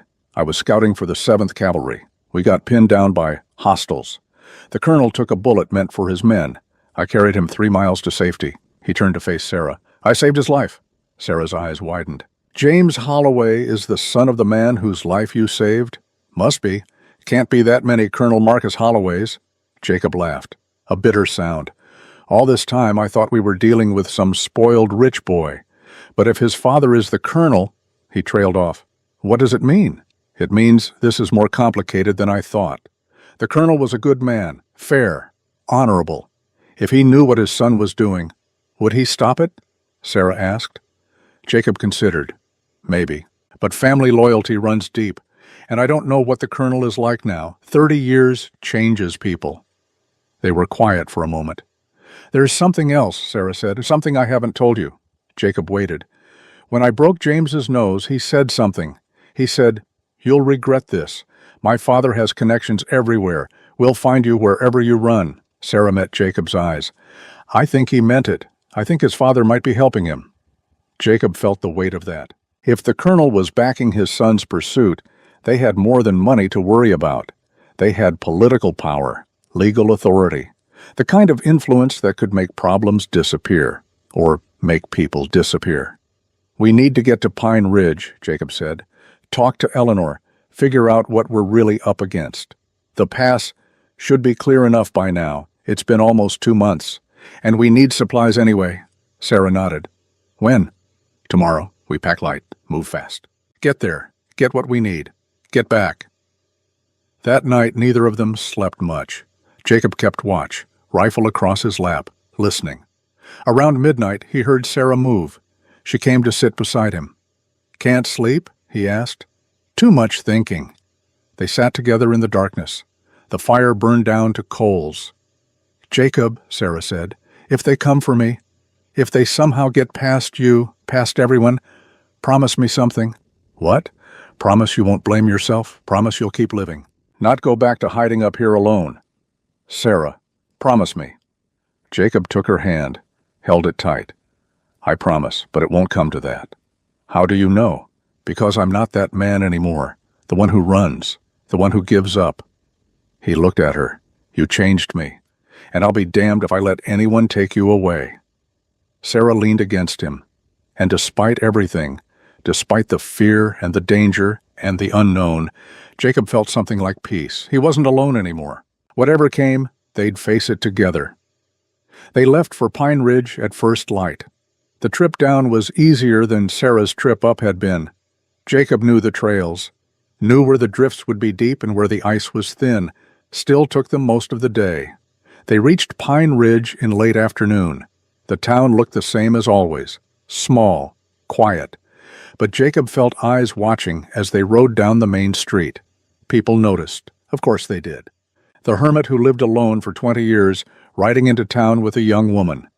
Jacob could imagine the whispers starting already. They stopped at Eleanor's boarding house first. Eleanor came out onto the porch, took one look at them, and nodded. Inside, both of you, now. She led them to her private sitting room, closed the door, turned to face them. You know they've been here, she said. Not a question. We found tracks, Jacob replied. Someone's been watching the cabin. It's worse than that. Eleanor pulled out a chair, gestured for them to sit. James Holloway himself came to town 2 weeks ago with 8 men, threatened me, threatened the whole town if we didn't tell him where Sarah was. Sarah paled. What did you say? I told him the truth, that you're under my legal guardianship, that any contract made without my consent is invalid. Showed him the papers your father filed. Eleanor sat across from them. He didn't care, said he'd be back when the pass cleared, said he'd bring enough men that the community wouldn't matter. Jacob felt cold settle in his gut. How many men? He didn't say, but if he's willing to bring an army... Eleanor looked at Sarah. This isn't just about the marriage contract anymore, is it? No, Sarah said quietly. It's about pride. I humiliated him, broke his nose in front of witnesses, ran away rather than marry him. For a man like James Holloway, that's unforgivable. There's more, Jacob said. He told Eleanor about the colonel, about Wilson Creek, about the connection he'd only just discovered. Eleanor's face went grim. That changes everything. If Colonel Holloway is involved, we're not just fighting a spoiled son. We're fighting one of the most powerful men in Wyoming territory. Would the colonel support this? Sarah asked. Chasing a woman who doesn't want to marry his son? I don't know, Eleanor admitted, but we can't assume he wouldn't. Family loyalty is strong, especially among men like that. She stood, paced to the window. There's something you both need to understand. The town is divided. About half support you. They see a young woman fighting for her freedom. They respect Jacob. They don't like being pushed around by rich outsiders. And the other half? Jacob asked. They see an old man and a young woman living alone in the mountains all winter. They think, well, you can imagine what they think. Jacob's jaw tightened. Let them think what they want. It's not that simple. Public opinion matters. If Holloway can paint you as some kind of predator taking advantage of Sarah, he might get sympathy. Maybe even the law on his side. I would never, Jacob started. I know that, Eleanor interrupted. Sarah knows that. But strangers? People who don't know you? They see a 63-year-old man and a 24-year-old woman, and they make assumptions. The room was quiet for a moment, then Sarah spoke, clear and firm. Then we make the truth clear. I came to Jacob by choice. I stayed by choice. Everything that's happened has been by my choice. She stood, faced Eleanor. And I love him. Not because he saved me, not because I'm grateful, but because he's the best man I've ever known. Because he's kind and strong and honest. Because he makes me want to be braver than I am. Sarah turned to Jacob. I don't care what people think. I don't care about the age difference or the gossip or any of it. I love you, and I'm not ashamed of that. Jacob felt his throat tighten. He stood, crossed to her. I love you too, he said. Loud enough for Eleanor to hear, loud enough to make it real. And I don't care who knows it. Eleanor watched them for a long moment, then she smiled. Good, because we're going to need that certainty in the days ahead. She moved to her desk, pulled out more papers. I've been making copies of the guardianship documents. Sent one to the territorial marshal in Willow Creek. Sent one to the district court. Sent one to the federal marshal in Denver. Why Denver? Jacob asked. Because if this goes badly, I want a record. Want someone outside Wyoming territory to know what happened. The colonel has influence in Wyoming, but less in Colorado. Eleanor handed Jacob a copy. Keep this with you. If Holloway's men come, you show them this. Make it clear Sarah is legally protected, that taking her by force would be kidnapping. And if they don't care about the law? Sarah asked. Eleanor's expression hardened. Then you defend yourselves, and the people of Pine Ridge will testify to whatever we need to testify to. Jacob understood what she was saying. If it came to violence, the community would back their story, would say whatever needed to be said to protect them. It was a gift and a burden. Thank you, he said. Don't thank me yet. This isn't over. Eleanor looked at both of them. You need to decide what you want. Do you want to fight, or do you want to run? I'm done running, Sarah said immediately. Jacob nodded. So am I. Then we prepare for a fight, but we do it smart. We gather allies. We make sure the law is on our side, and we make James Holloway understand that taking Sarah will cost more than he's willing to pay. They stayed in Pine Ridge that night. Eleanor gave them separate rooms, for propriety, she said, though everyone knew they'd spent the winter alone together in a cabin. But appearances mattered, especially now. Jacob lay in the narrow bed, staring at the ceiling. The room felt too small after months in the open mountains. Too enclosed. He thought about Sarah in the room next door, wondered if she was sleeping. Around midnight, he heard a soft knock. He opened the door. Sarah stood there in her nightdress, hair loose around her shoulders. I can't sleep, she said. Jacob stepped aside, let her in. They sat on the bed, not touching, just close. Are you scared? Sarah asked. Yes, me too. They were quiet for a moment. Jacob, there's something I need to tell you, something I should have told you before. Jacob felt his stomach tighten. What is it? Sarah took his hand, placed it on her stomach. I think I'm carrying your child. The world stopped. Jacob couldn't breathe, couldn't think. Are you sure? He managed. Not completely, but my monthly courses stopped. And there are other signs. I've been feeling sick in the mornings, tired all the time. She looked up at him. I think I'm about 6 weeks along. 6 weeks. That meant it had happened shortly after they'd first kissed, after Jacob had removed his wedding ring. A child. At 63 years old, Jacob was going to be a father again. The fear that gripped him was immediate and visceral. He'd lost Annie, watched her die in Margaret's arms. The thought of going through that again. "I know you're scared," Sarah said softly. "I'm scared too. But Jacob, this baby is a gift, a second chance for both of us." Jacob pulled her close, held her tight. "I'm too old," he whispered. "You're alive. That's what matters. What if something happens to me? What if I die and leave you alone with a child? Then I'll raise our child the way my father raised me. I'll teach them to be strong, to be brave, to know they were loved." Sarah pulled back, made him look at her. "But you're not going to die. Not for a long time. You're going to live to see our child grow up, to teach them everything you taught my father, everything you've taught me." Jacob wanted to believe her, but fear was a powerful thing. "When this is over," he said, "when Holloway is dealt with, we'll get married, make it legal and proper." "I don't need legal and proper," Sarah said. "I just need you." "Well, I need it. I want our child to have my name. Want you to have my name." Sarah smiled. "Then we'll get married, but not because we have to, because we want to." "Yes." They lay down together, still clothed, just holding each other. Jacob placed his hand on Sarah's stomach, felt nothing yet, too early, but the child was there, growing, a future he'd never thought he'd have. "I love you," he said. "I love you too." They fell asleep like that, wrapped around each other, safe for one more night. The next morning I found out about the baby. Eleanor told me, said Jacob and Sarah needed people they could trust, people who would stand with them when things got bad. I went to Eleanor's boarding house after breakfast, found them in the dining room, eating together. They looked different somehow, more settled, like they'd made a decision. "Morning," I said. Jacob stood, shook my hand. "Clayton, good to see you." "You too. Eleanor said you had news." Sarah and Jacob exchanged a look. Then Sarah spoke. "I'm pregnant, about 6 weeks along." I sat down, processed that. "Well, I said finally, that complicates things." "Or simplifies them," Jacob replied. "Now there's no question about what we're fighting for." He was right. A child changed everything.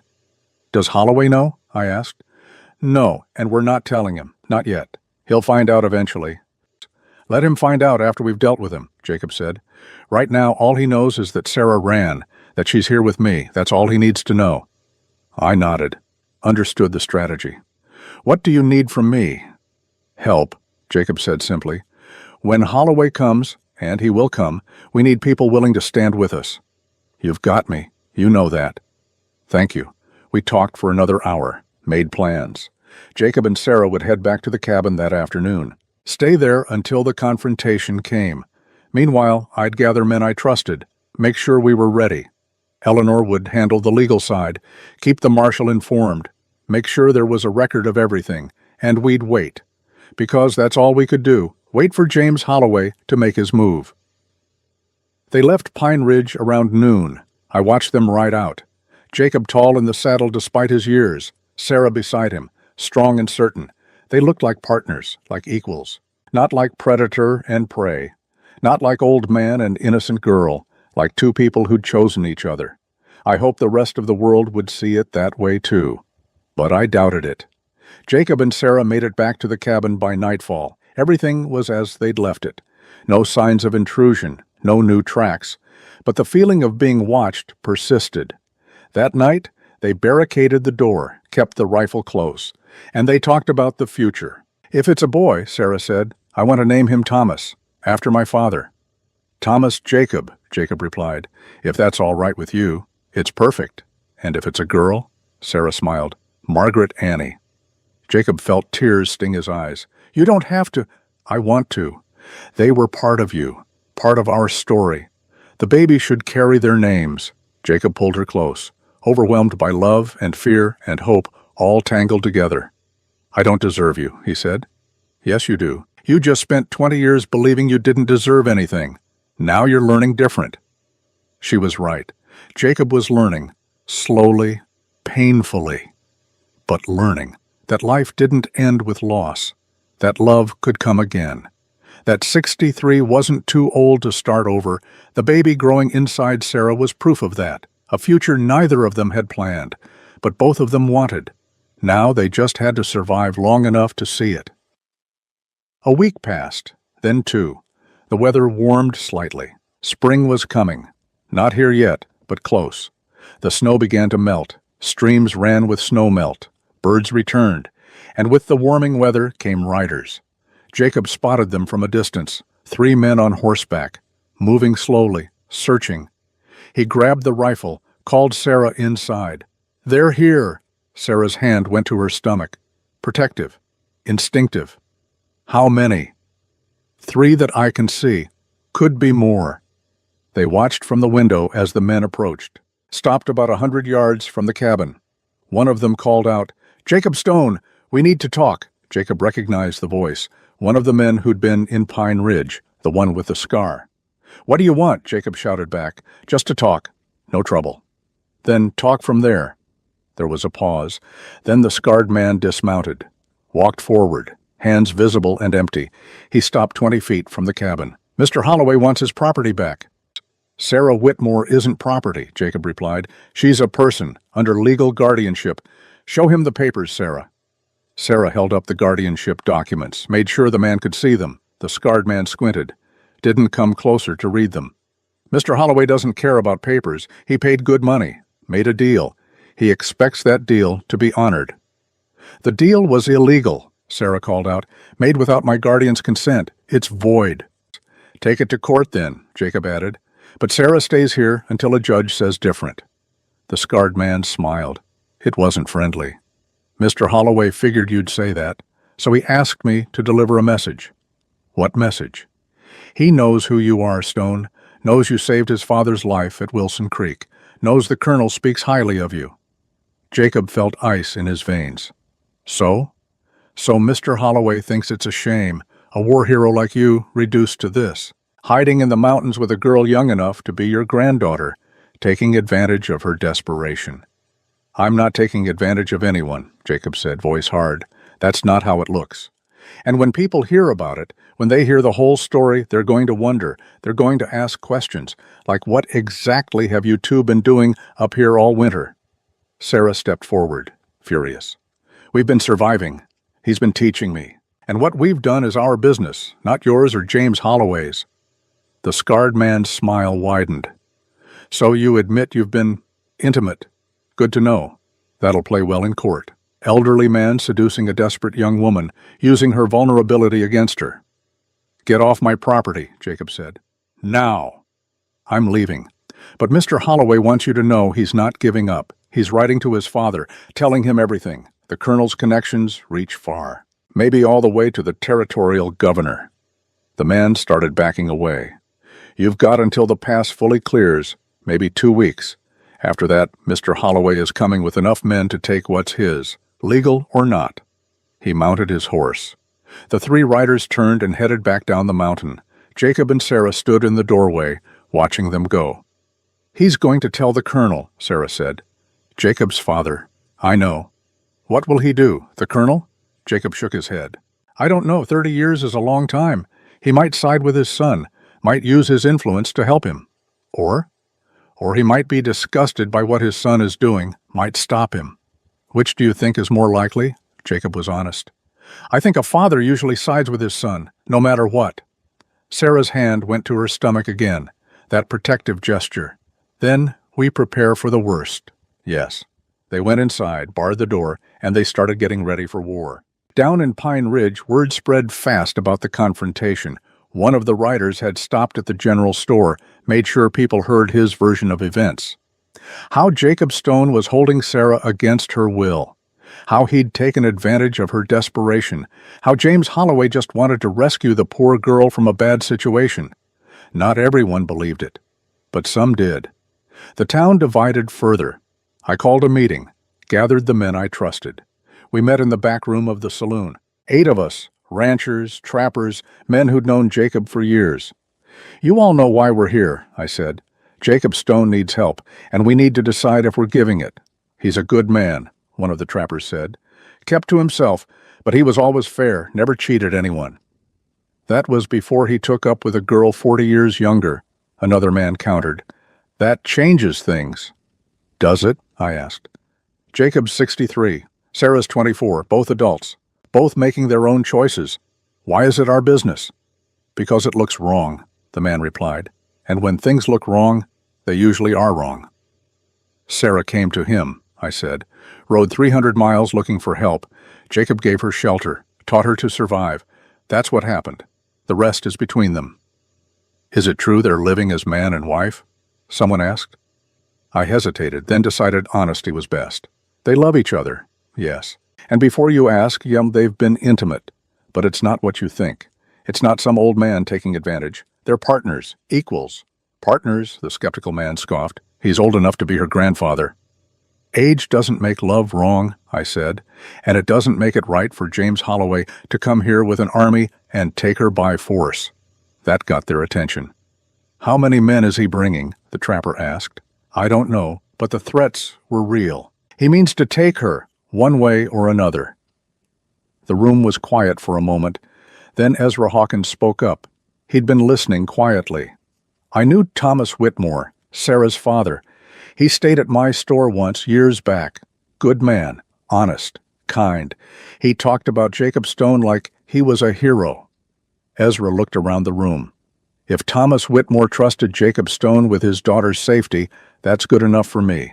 I'll stand with them. One by one, the others nodded. Not all of them. 2 men stood and left. Wanted no part of it. But 6 men stayed. It wasn't an army, but it was something. What do we do? The trapper asked. We wait, I said, and when Holloway comes, we make sure he knows he's not just facing Jacob. He's facing all of us. Back at the cabin, Jacob was teaching Sarah to shoot. She knew the basics. Her father had taught her. But Jacob wanted her better than basic. He set up targets at various distances, showed her how to account for wind, how to breathe, how to squeeze the trigger instead of pulling. Sarah was a good student, patient, focused. After an hour, she was hitting targets at 50 yards consistently. Good, Jacob said. Now we practice from cover, and in low light, and when you're scared. How do you practice being scared?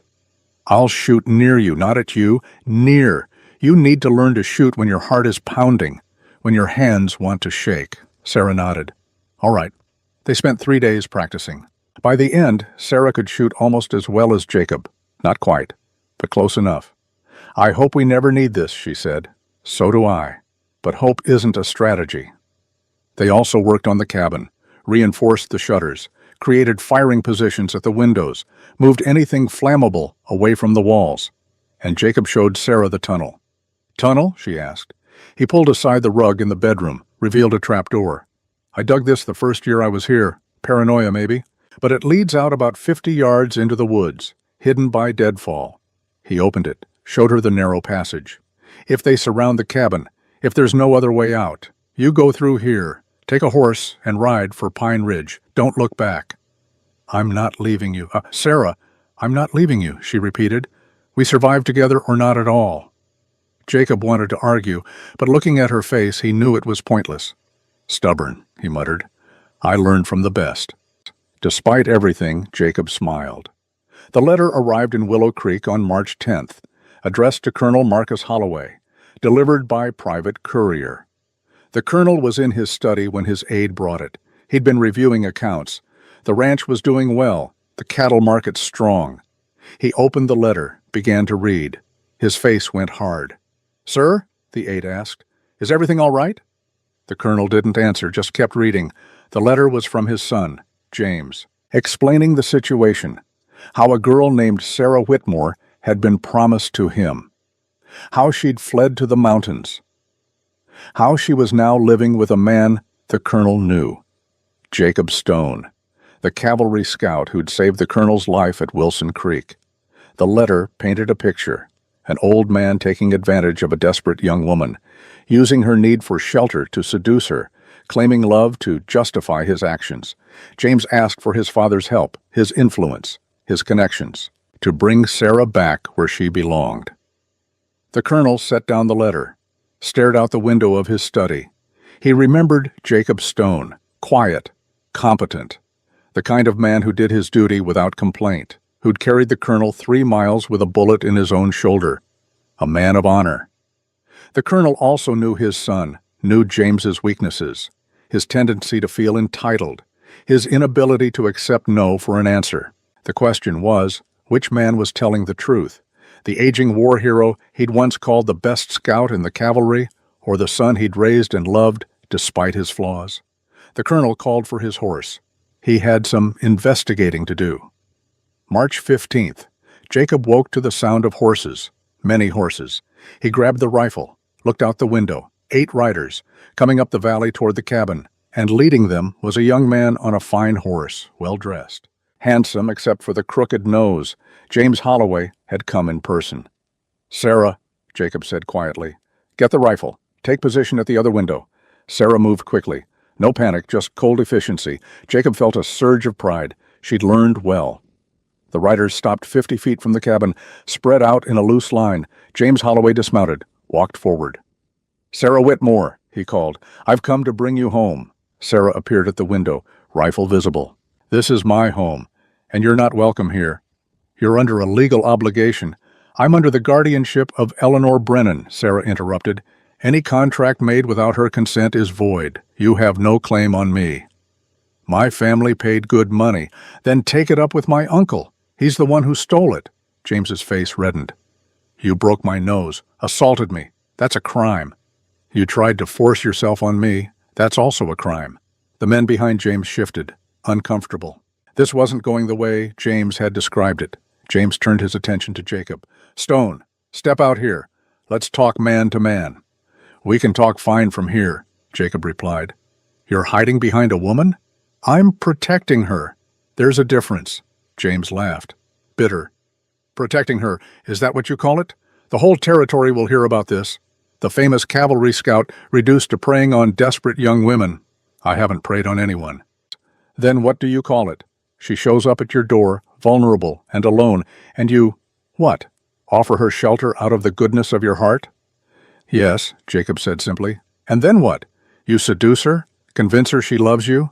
An old man like you?"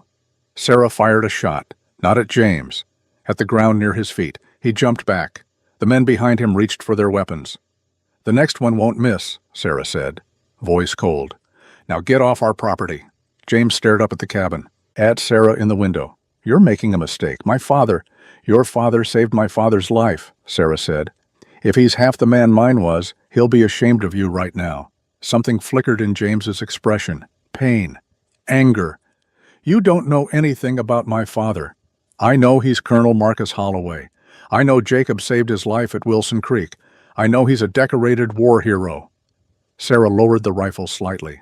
"Does he know what you're doing? Does he know you're chasing a woman who doesn't want you, threatening violence to get your way?" James's face went pale. "My father supports me. Does he? Or did you lie to him the way you're lying to everyone else?" James stepped forward, furious. "I didn't lie about anything. You were promised to me. Your uncle signed the contract. My uncle had no right." "Then why did you run?" James shouted. "If you were so innocent, why run? Why hide up here with him?" "Because I knew you wouldn't accept no for an answer. You could have gone to the law. The law sides with men like you, men with money and influence. The law would have forced me to marry you just to avoid scandal." James was breathing hard now, losing control. "You think you're better than me, think you're too good for marriage to a Holloway, but you'll spread your legs for some old hermit?" Jacob fired, not at James, but close enough that the bullet whined past his ear. James dove to the ground. "The next one hits," Jacob said, voice deadly calm. "Now get on your horse and ride, and don't come back."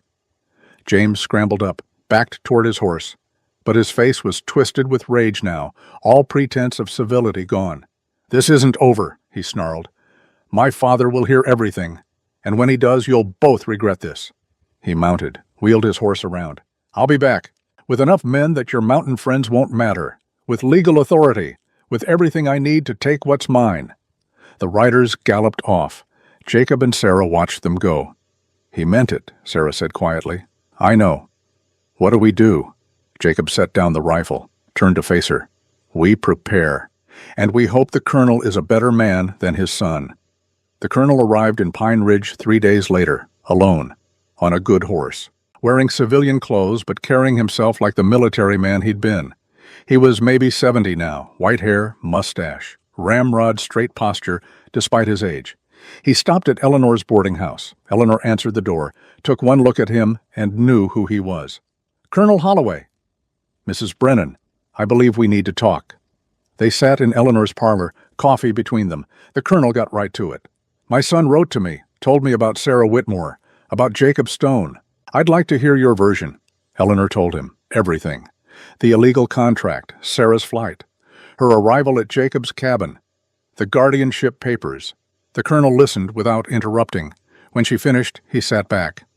"And the relationship between Stone and the girl? My son says—" "They love each other," Eleanor said simply. "Yes. Is that a crime? She's 40 years younger. She's an adult making her own choices."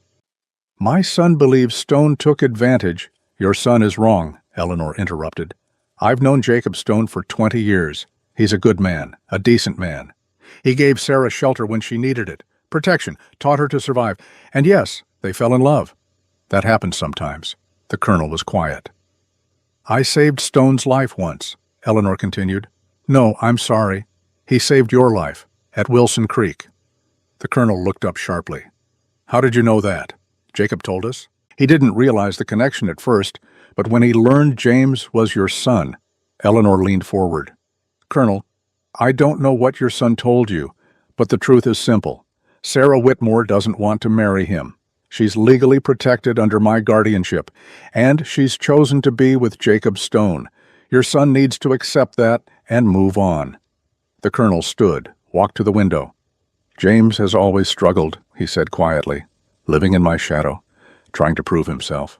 I've made excuses for him, given him too much money, too much influence, too much freedom to make mistakes without consequences." He turned back, "And now he's made one I can't ignore." "What will you do?" Eleanor asked. "I need to talk to Stone and to Sarah Whitmore. Hear it from them directly." "They're up at the cabin, about 10 miles. The trail is clear now." The colonel nodded. "I'll ride up in the morning, alone. I'd appreciate if you'd send word ahead. Tell them I'm coming to talk, not to fight. I'll send Clayton. He can guide you if needed." "Thank you, Mrs. Brennan." As the colonel turned to leave, Eleanor spoke again. "Colonel, your son threatened violence. Said he'd come back with enough men to take Sarah by force. You should know that." The colonel's face went hard. "He won't. I'll see to that." I rode up to Jacob's cabin that evening. Told them the colonel was coming. Jacob took the news quietly. Sarah looked scared. "What does he want?" she asked. "To talk. Eleanor thinks he's not convinced by his son's version of events. Wants to hear yours." "And if we tell him and he doesn't believe us?" Jacob asked. "Then we're in trouble. The colonel has connections everywhere. Could make your lives very difficult." Jacob and Sarah exchanged a look. "We tell the truth," Sarah said. "That's all we can do." "You should know," I said. "Sarah's pregnant." Jacob looked at me sharply. "How did you—" "Eleanor figured it out. Woman's intuition," she said. I looked at both of them. "Does the colonel need to know?" "No," Sarah said quickly. "Not yet. Let's see how this goes first." I nodded. Understood. The baby was their insurance, their final proof that this wasn't some sordid affair, but a real relationship, real love. But it was also a vulnerability, a target. Better to keep it secret for now. "I'll bring the colonel up tomorrow morning," I said. Be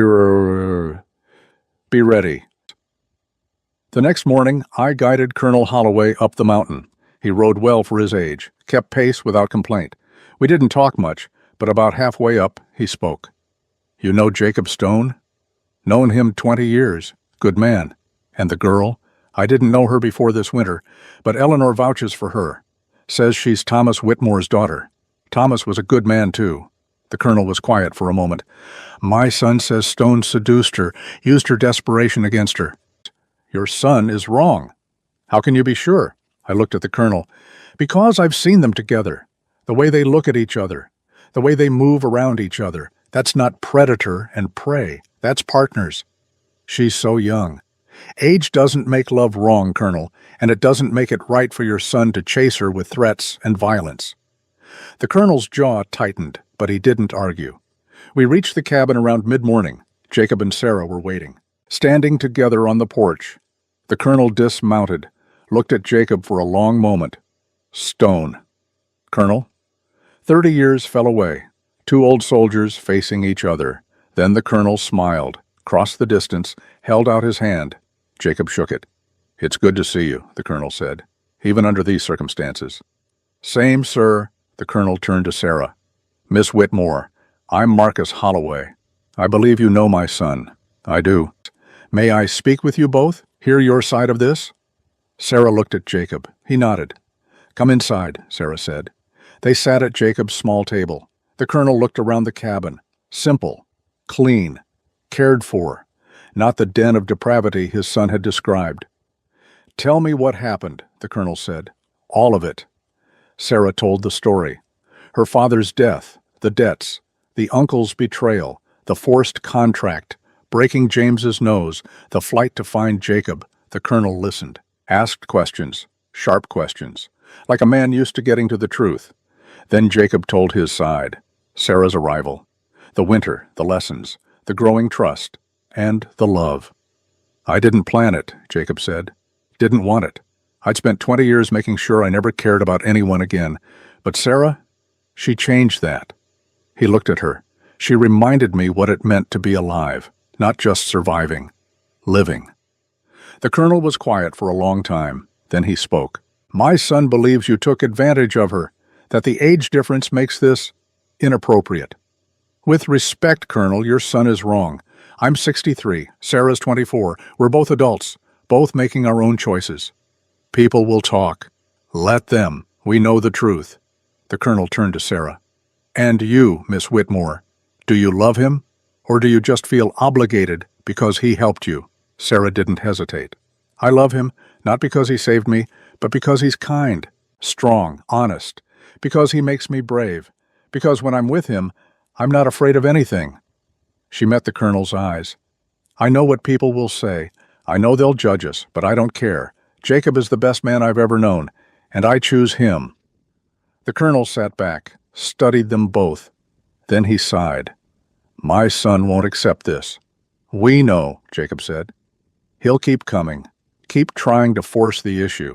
He's got my stubbornness, unfortunately, not always my judgment. The colonel stood. But he won't have my support. Not for this. Relief flooded Sarah's face. You'll stop him? I'll do more than that. I'll make it clear to James that this ends now, that you're legally protected, that any further action against you will have consequences. He looked at Jacob. I owe you my life, Stone. I haven't forgotten that. And I won't stand by while my son harasses the woman you love. Jacob stood, shook the colonel's hand. Thank you, sir. Don't thank me yet. James is prideful, wounded. He may not listen even to me. The colonel moved toward the door, stopped. But I'll make sure the law understands the situation. Make sure the territorial marshal knows you're under my protection. Both of you.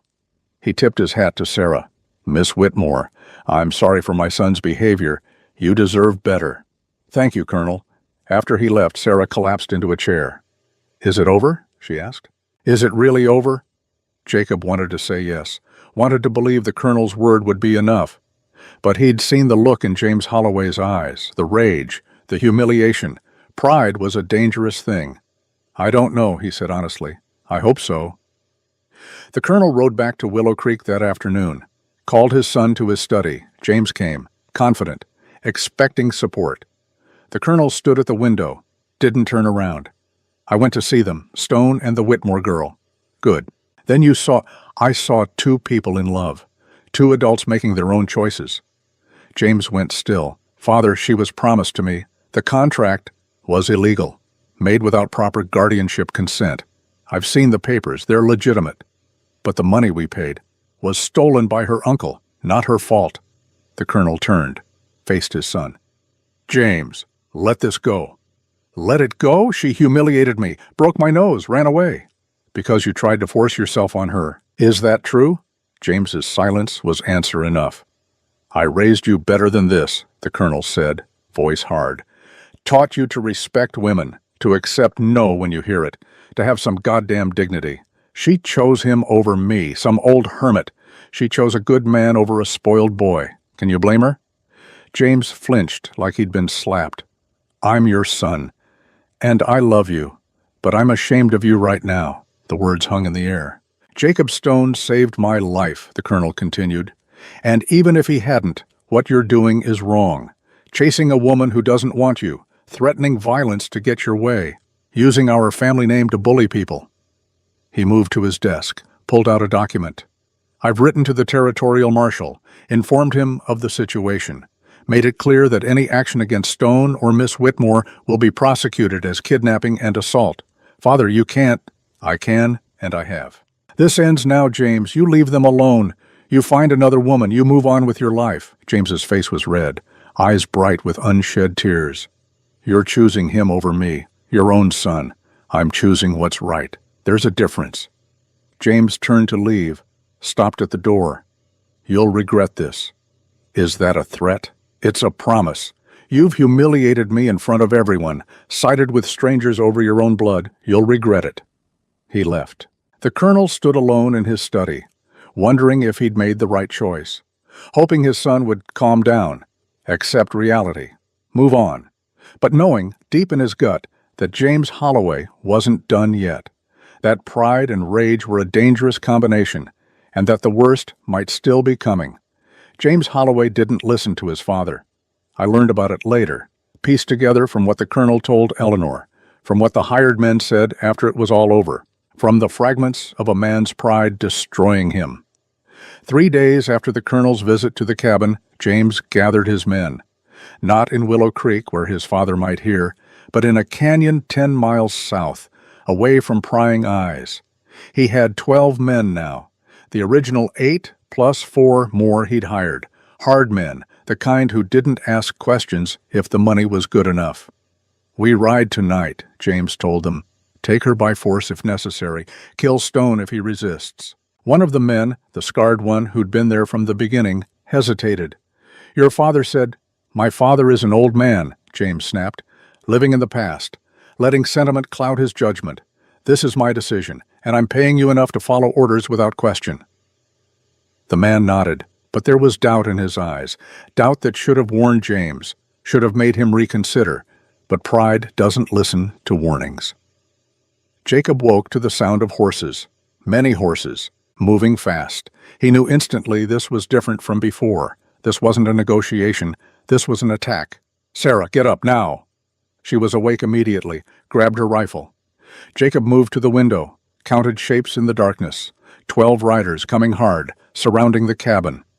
"They're here," he said quietly. Sarah's hand went to her stomach, just for a moment.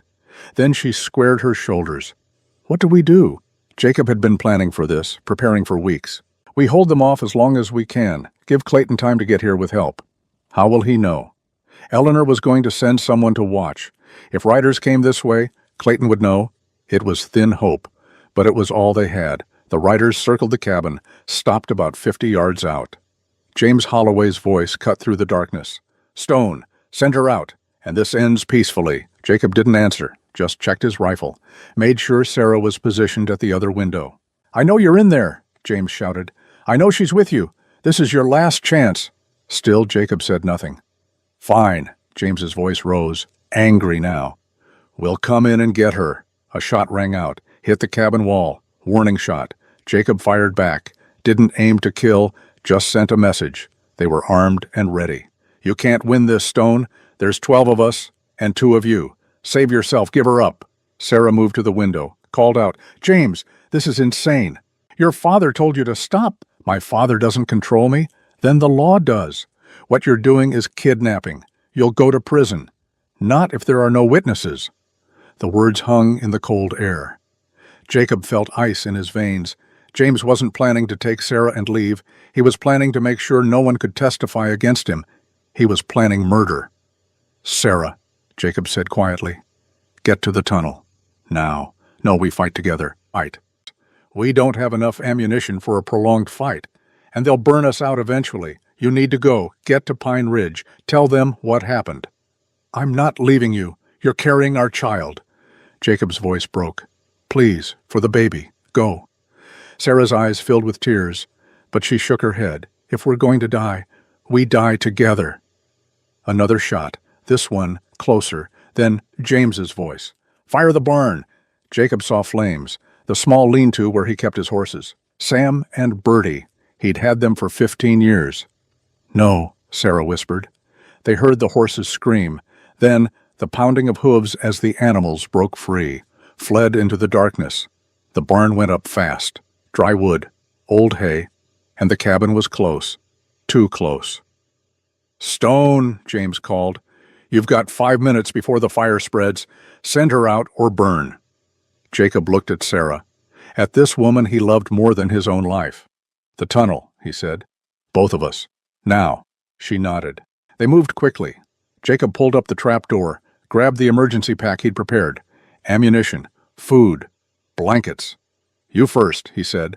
Sarah lowered herself into the narrow passage, started crawling. Jacob took one last look at his cabin. 20 years of his life. The place where he'd hidden from the world, where he'd found love again. Then he followed Sarah into the darkness, pulled the trapdoor shut above him. The tunnel was tight, barely wide enough for a man Jacob's size. He'd dug it himself, one shovelful at a time, years ago when paranoia had driven him to prepare for every possibility, now that paranoia might save their lives. He crawled after Sarah, the earth close around them, roots brushing his back, the smell of damp soil. Behind them, faintly, he heard shouting, the crack of the cabin door breaking, men discovering the cabin was empty. "Faster!" Jacob urged. Sarah was struggling. The passage was easier for her smaller frame, but she was pregnant, tired, scared. "I can't." "You can. Just a little further." They emerged into the cold night air, hidden by deadfall and brush. Jacob had chosen the exit point carefully. You couldn't see it from the cabin, couldn't see it unless you knew exactly where to look. They crouched there, catching their breath. Behind them the cabin was burning now, flames reaching for the sky. Jacob's heart broke watching it. But at least they were alive. "This way," he whispered. He led Sarah through the forest, moving quiet, using every skill he'd learned in the cavalry, every trick of survival he'd mastered in 20 years. They'd gone maybe a quarter mile when they heard pursuit. Dogs. James had brought dogs. "Run," Jacob said. They ran, through the dark forest, over fallen logs, through patches of snow that still lingered in the shadows. Behind them, the dogs bayed, getting closer. Sarah stumbled. Jacob caught her. "Keep going. I'll slow them down." "Jacob, go. Head for the creek. Follow it downstream. The water will hide your scent. I'll catch up." He pushed her forward, turned back, drew his rifle, waited. The dogs appeared, 3 of them, big hunting hounds. Behind them, men on foot. Jacob fired, not at the dogs, at the ground in front of them. They yelped, scattered, confused. The men took cover. Jacob ran, caught up with Sarah at the creek. "In the water, now." They waded into the freezing stream. The shock of cold stole their breath, but it would hide their scent, give them a chance. They moved downstream, knee-deep in ice water, every step agony. After maybe a mile, Jacob pulled Sarah onto the bank. "We need to get warm, or hypothermia will kill us faster than Holloway." He found a dense stand of pines, built a hasty shelter with fallen branches, got Sarah under it. Then he did something he'd learned in the cavalry, something he'd never thought he'd need to use again. He built a Dakota fire pit, a small, nearly invisible fire that gave heat without giving light, without smoke that could be seen from a distance. It took precious minutes, but it might save their lives. Sarah was shivering violently, her lips blue. Jacob stripped off her wet clothes, wrapped her in the dry blanket from the pack, held her close, sharing body heat. "Stay with me," he murmured. "Stay awake." "Cold?" "I know, but you're going to be fine. We're going to be fine." He wasn't sure he believed it, but he said it anyway. They huddled together in the darkness, the tiny fire giving just enough warmth to keep them alive. And they waited for dawn. Down in Pine Ridge, I woke to pounding on my door. The watchman Eleanor had hired, young ranch hand named Billy. "Fire!" he gasped. "Up at Stone's cabin. And riders, lots of them." I was on my horse in minutes, grabbed my rifle, fired 3 shots in the air, the signal we'd arranged. Within 20 minutes I had 8 men, including Ezra, the marshal from Willow Creek. Even Eleanor, riding astride like a man. "What happened?" the marshal asked. "Holloway attacked. We need to get up there, now." We rode hard, pushed the horses as fast as we dared in the darkness, reached the cabin just as the sun was rising. The cabin was gone, just smoldering ruins, the barn completely destroyed, and James Holloway stood in the center of it all, looking lost. His men were scattered, looking for tracks, for signs of where Jacob and Sarah had gone. I rode right up to James, my rifle pointed at his chest. "Where are they?" "I don't know. The cabin was empty. They're gone." The marshal rode up beside me, his badge visible. "James Holloway, you're under arrest for arson, attempted kidnapping, assault." "I didn't. You burned a man's home, brought an armed gang to attack him. Multiple witnesses saw you leave Willow Creek with these men." James looked around, at his hired men, at the ruins of the cabin, at the disaster his pride had created. "My father—" "Your father is the one who sent me," the marshal said. "He knew you wouldn't listen, knew you'd do something stupid, so he asked me to follow you, to stop you before you did something you couldn't take back." The marshal's eyes were hard. Too late for that now. He gestured to his deputies. They'd been hanging back, waiting. "Arrest him, and his men. Conspiracy to commit kidnapping. Arson. We'll sort out the rest in court."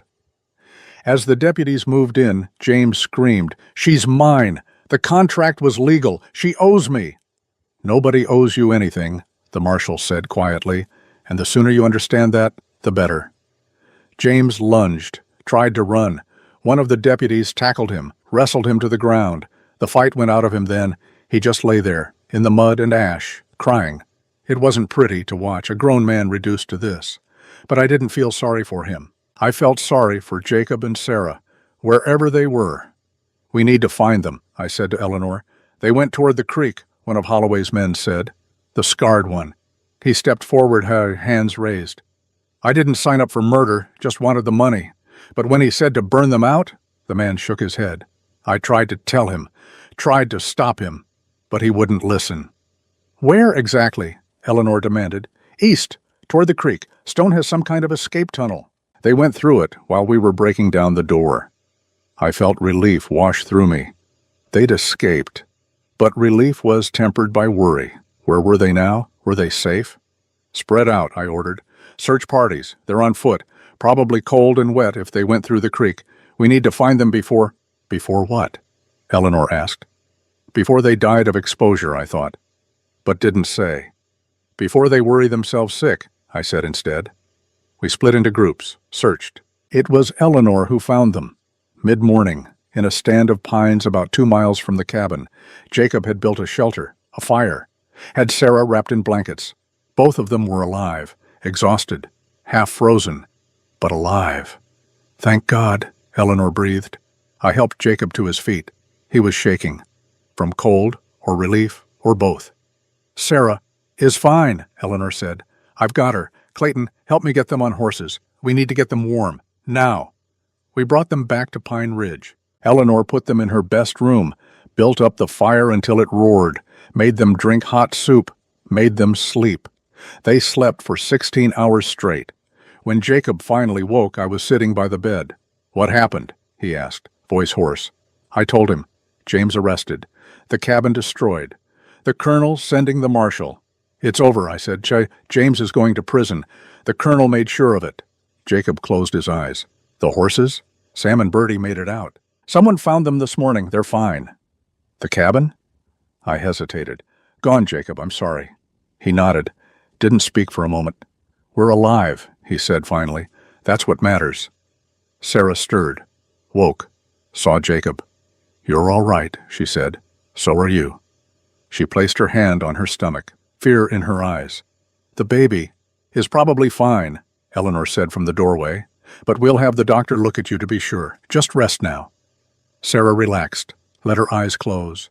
Jacob took her hand, held it, and I left them there, together, safe, for now. The trial was brief. James Holloway pleaded guilty to arson and attempted assault. The kidnapping charges were dropped in exchange for his plea. The judge sentenced him to 5 years in territorial prison. Colonel Holloway sat in the courtroom, watched his son led away in chains. When it was over, he approached Jacob and Sarah. "I'm sorry," he said simply. "For my son, for everything. Mem?" "It's not your fault," Jacob replied. "Isn't it? I raised him, made excuses for him, gave him too much without teaching him responsibility." The colonel looked at Sarah. "Miss Whitmore, my family will compensate you for the cabin, for the losses you suffered. It's the least we can do." "We don't want your money," Sarah said. "Nevertheless, you'll have it. Consider it payment for the suffering my son caused." He turned to leave. Stopped. "Stone, that debt I owed you, from Wilson Creek. Consider it paid. We're even now." "We were always even, sir." The colonel smiled sadly. "No, but we are now." He left. Jacob and Sarah stood in the courthouse, free. "What do we do now?" Sarah asked. Jacob pulled her close. "We live. We build. We love each other." "Where?" "Wherever you want. The cabin's gone. We can rebuild, or we can go somewhere else.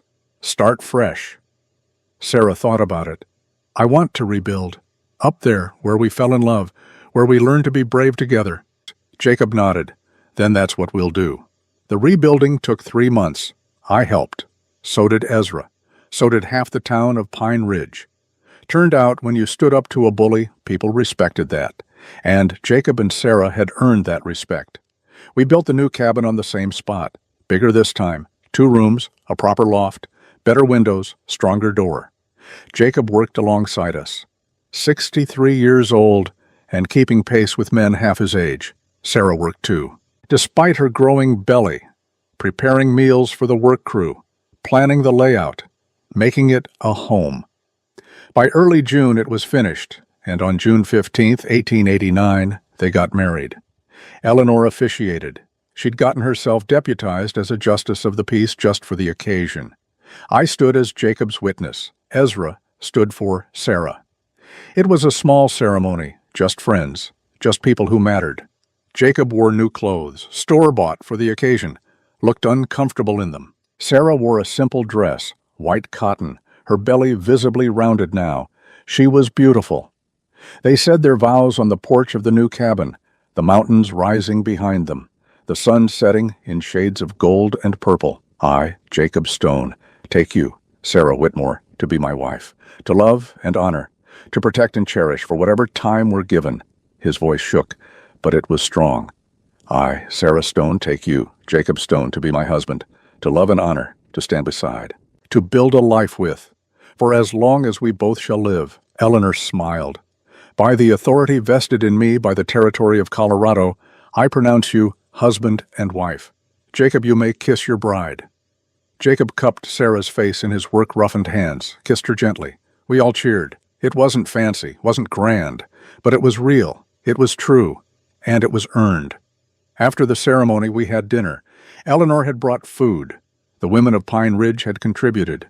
There was more than we could eat. We sat around on the porch and in the cabin, talking, laughing. Jacob sat with Sarah's hand in his, looking more content than I'd ever seen him. "Thank you," he said to me, "for everything, for standing with us. You'd have done the same. Maybe, but I'm grateful anyway." We sat in comfortable silence for a moment. "Are you scared?" I asked. "About being a father again?" "Terrified," Jacob admitted, "but also hopeful. This baby is a second chance. For both of us." He looked at Sarah, at her hand on her belly. "I won't waste it." Thomas Jacob Stone was born on September 23, 1889. 7 pounds, 3 ounces, dark hair, his mother's eyes. The labor was hard, 18 hours. The doctor from Willow Creek came up to help, but Sarah was strong, and the baby was healthy. Jacob held his son for the first time with tears streaming down his face. "He's perfect," he whispered. "He's ours," Sarah replied.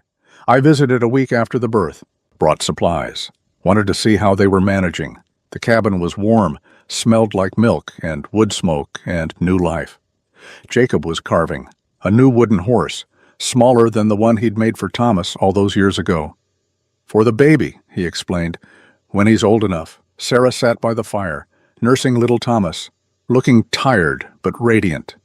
"How are you?" I asked. "Exhausted, happy, terrified. All of it." "That's parenthood." Jacob set down the carving, moved to sit beside Sarah. "You want to hold him?" I took the baby, carefully. It had been years since I'd held one so small. He looked up at me with those dark eyes, Sarah's eyes, Thomas Whitmore's eyes. "He's got the family look," I said. "He does," Jacob agreed. "Sarah's father would have been proud." "He is proud," Sarah said softly. "I know he is." I stayed for dinner, left as the sun was setting, rode down the mountain thinking about family, about legacy, about second chances. Jacob Stone had spent 20 years hiding from life. Now he was living it, fully, completely. It was something to see. The years passed. I visited regularly, watched little Thomas grow. He was a bright child, quick to laugh, curious about everything. Jacob taught him the same things he'd taught Thomas Whitmore: how to track, how to read sign, how to respect the land. But he also taught him gentleness, patience, things Jacob had learned from Sarah. Sarah taught the boy to read, to write, to think about the world beyond the mountains. They were good parents, patient, loving, present. When Thomas was 3, they had a daughter, Margaret Annie Stone, born in the spring of 1892, smaller than her brother, quieter, but fierce in her own way. Jacob was 66 when she was born, but he held her like she was the most precious thing in the world. "I thought I'd never get to do this again," he told me. "Never thought I'd have a second chance at being a father." "You're doing good, Jacob." "I'm trying. That's all any of us can do." In the winter of 1896, Jacob got sick, started as a cold, turned into pneumonia. He fought it, was stubborn, refused to admit how bad it was. But by February, we knew he wasn't going to make it. Sarah sent for me, asked me to come. I rode up through the snow, found Jacob in bed, thin, pale, struggling to breathe. But his eyes were clear. "Clayton," he said, voice weak, "save your strength." "For what?" "I'm dying. Might as well use what I've got left." He gestured to a chair. I sat. "I need you to promise me something. Anything. Take care of them, Sarah and the children. They'll need help. The cabin, the land. Just make sure they're all right. You know I will." Jacob nodded, closed his eyes for a moment. "I had 7 good years," he said. 7 years I never thought I'd have. That's more than most men get. It's not enough. No, but it's what we get. And I'm grateful for it." He looked toward the other room, where Sarah was putting the children to bed. "She gave me back my life, made me believe in second chances, in love, in hope." His voice broke. "I wish I had more time. Wish I could see the children grow up, see what they become. They'll remember you. Sarah will make sure of it." "I know." Jacob took a shuddering breath. Tell them their father loved them, that every day with them was a gift. Tell them yourself." Jacob smiled weakly. "I will. But after I'm gone, remind them. Don't let them forget." "I won't." Sarah came in then, sat on the edge of the bed, took Jacob's hand. "The children are asleep." "Good." They sat in silence for a while, just holding hands. I stood to leave, give them privacy. "Clayton," Jacob said, "thank you for everything. Rest well, my friend." I left them there, together. Jacob Stone died 2 days later. February 18th, 1896. He was 70 years old. Sarah was with him at the end, holding his hand, telling him she loved him. He died peacefully, in his sleep, in the cabin he'd built with his own hands, surrounded by the family he'd never thought he'd have. We buried him on the hillside above the cabin, the same hillside where he used to sit and watch the sunset. Sarah carved the headstone herself. Simple words: Jacob Stone, 1826 to 1896, beloved husband and father. He taught us to be brave. Below that, she added something else, something that made me tear up when I saw it, reunited with Margaret and Annie, and watching over Sarah, Thomas, and Margaret. It was perfect.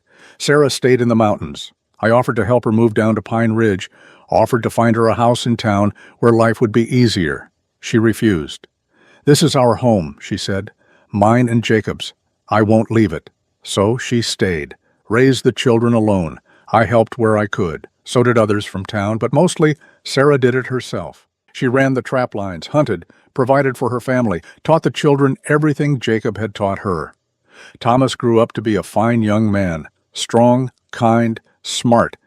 He went to college back east, studied natural sciences, then came back to Colorado, became a forest ranger, protected the mountains his father had loved. Margaret became a teacher, married a good man, had children of her own. Sarah lived to see her grandchildren, to tell them stories about their grandfather, about the hermit who'd learned to love again, about the second chance that changed everything. She died in 1924, at the age of 60, buried beside Jacob on that hillside. And now here I am, 78 years old, writing this story by lamplight. My hands shake, my eyes blur, but I remember. I remember that winter of 1889, when a young woman rode 300 miles through snow to find an old hermit, when two broken people found wholeness in each other, when love proved stronger than fear. I've lived a long time, seen a lot, lost people I loved, buried friends, watched the world change in ways I never imagined, but I've never seen anything quite like what Jacob and Sarah had. That courage to love when everyone said you shouldn't, that strength to choose each other despite every reason not to, that faith that second chances are real, that it's never too late, that love doesn't care about age or convention or what the neighbors whisper. My grandchildren will read this. They'll think it's a fairy tale, an old man's imagination. But it was real. I was there. I saw it all. And I learned something from watching them. I learned that running from pain doesn't heal it, that isolation isn't the same as safety, that the biggest risks sometimes bring the greatest rewards. I learned that love can come at any time, at any age, in any form. And when it does, you don't question it. You don't analyze it. You don't worry about what people will say. You just hold on, and you're grateful. Jacob Stone spent 20 years in those mountains, hiding, running, convinced his life was over.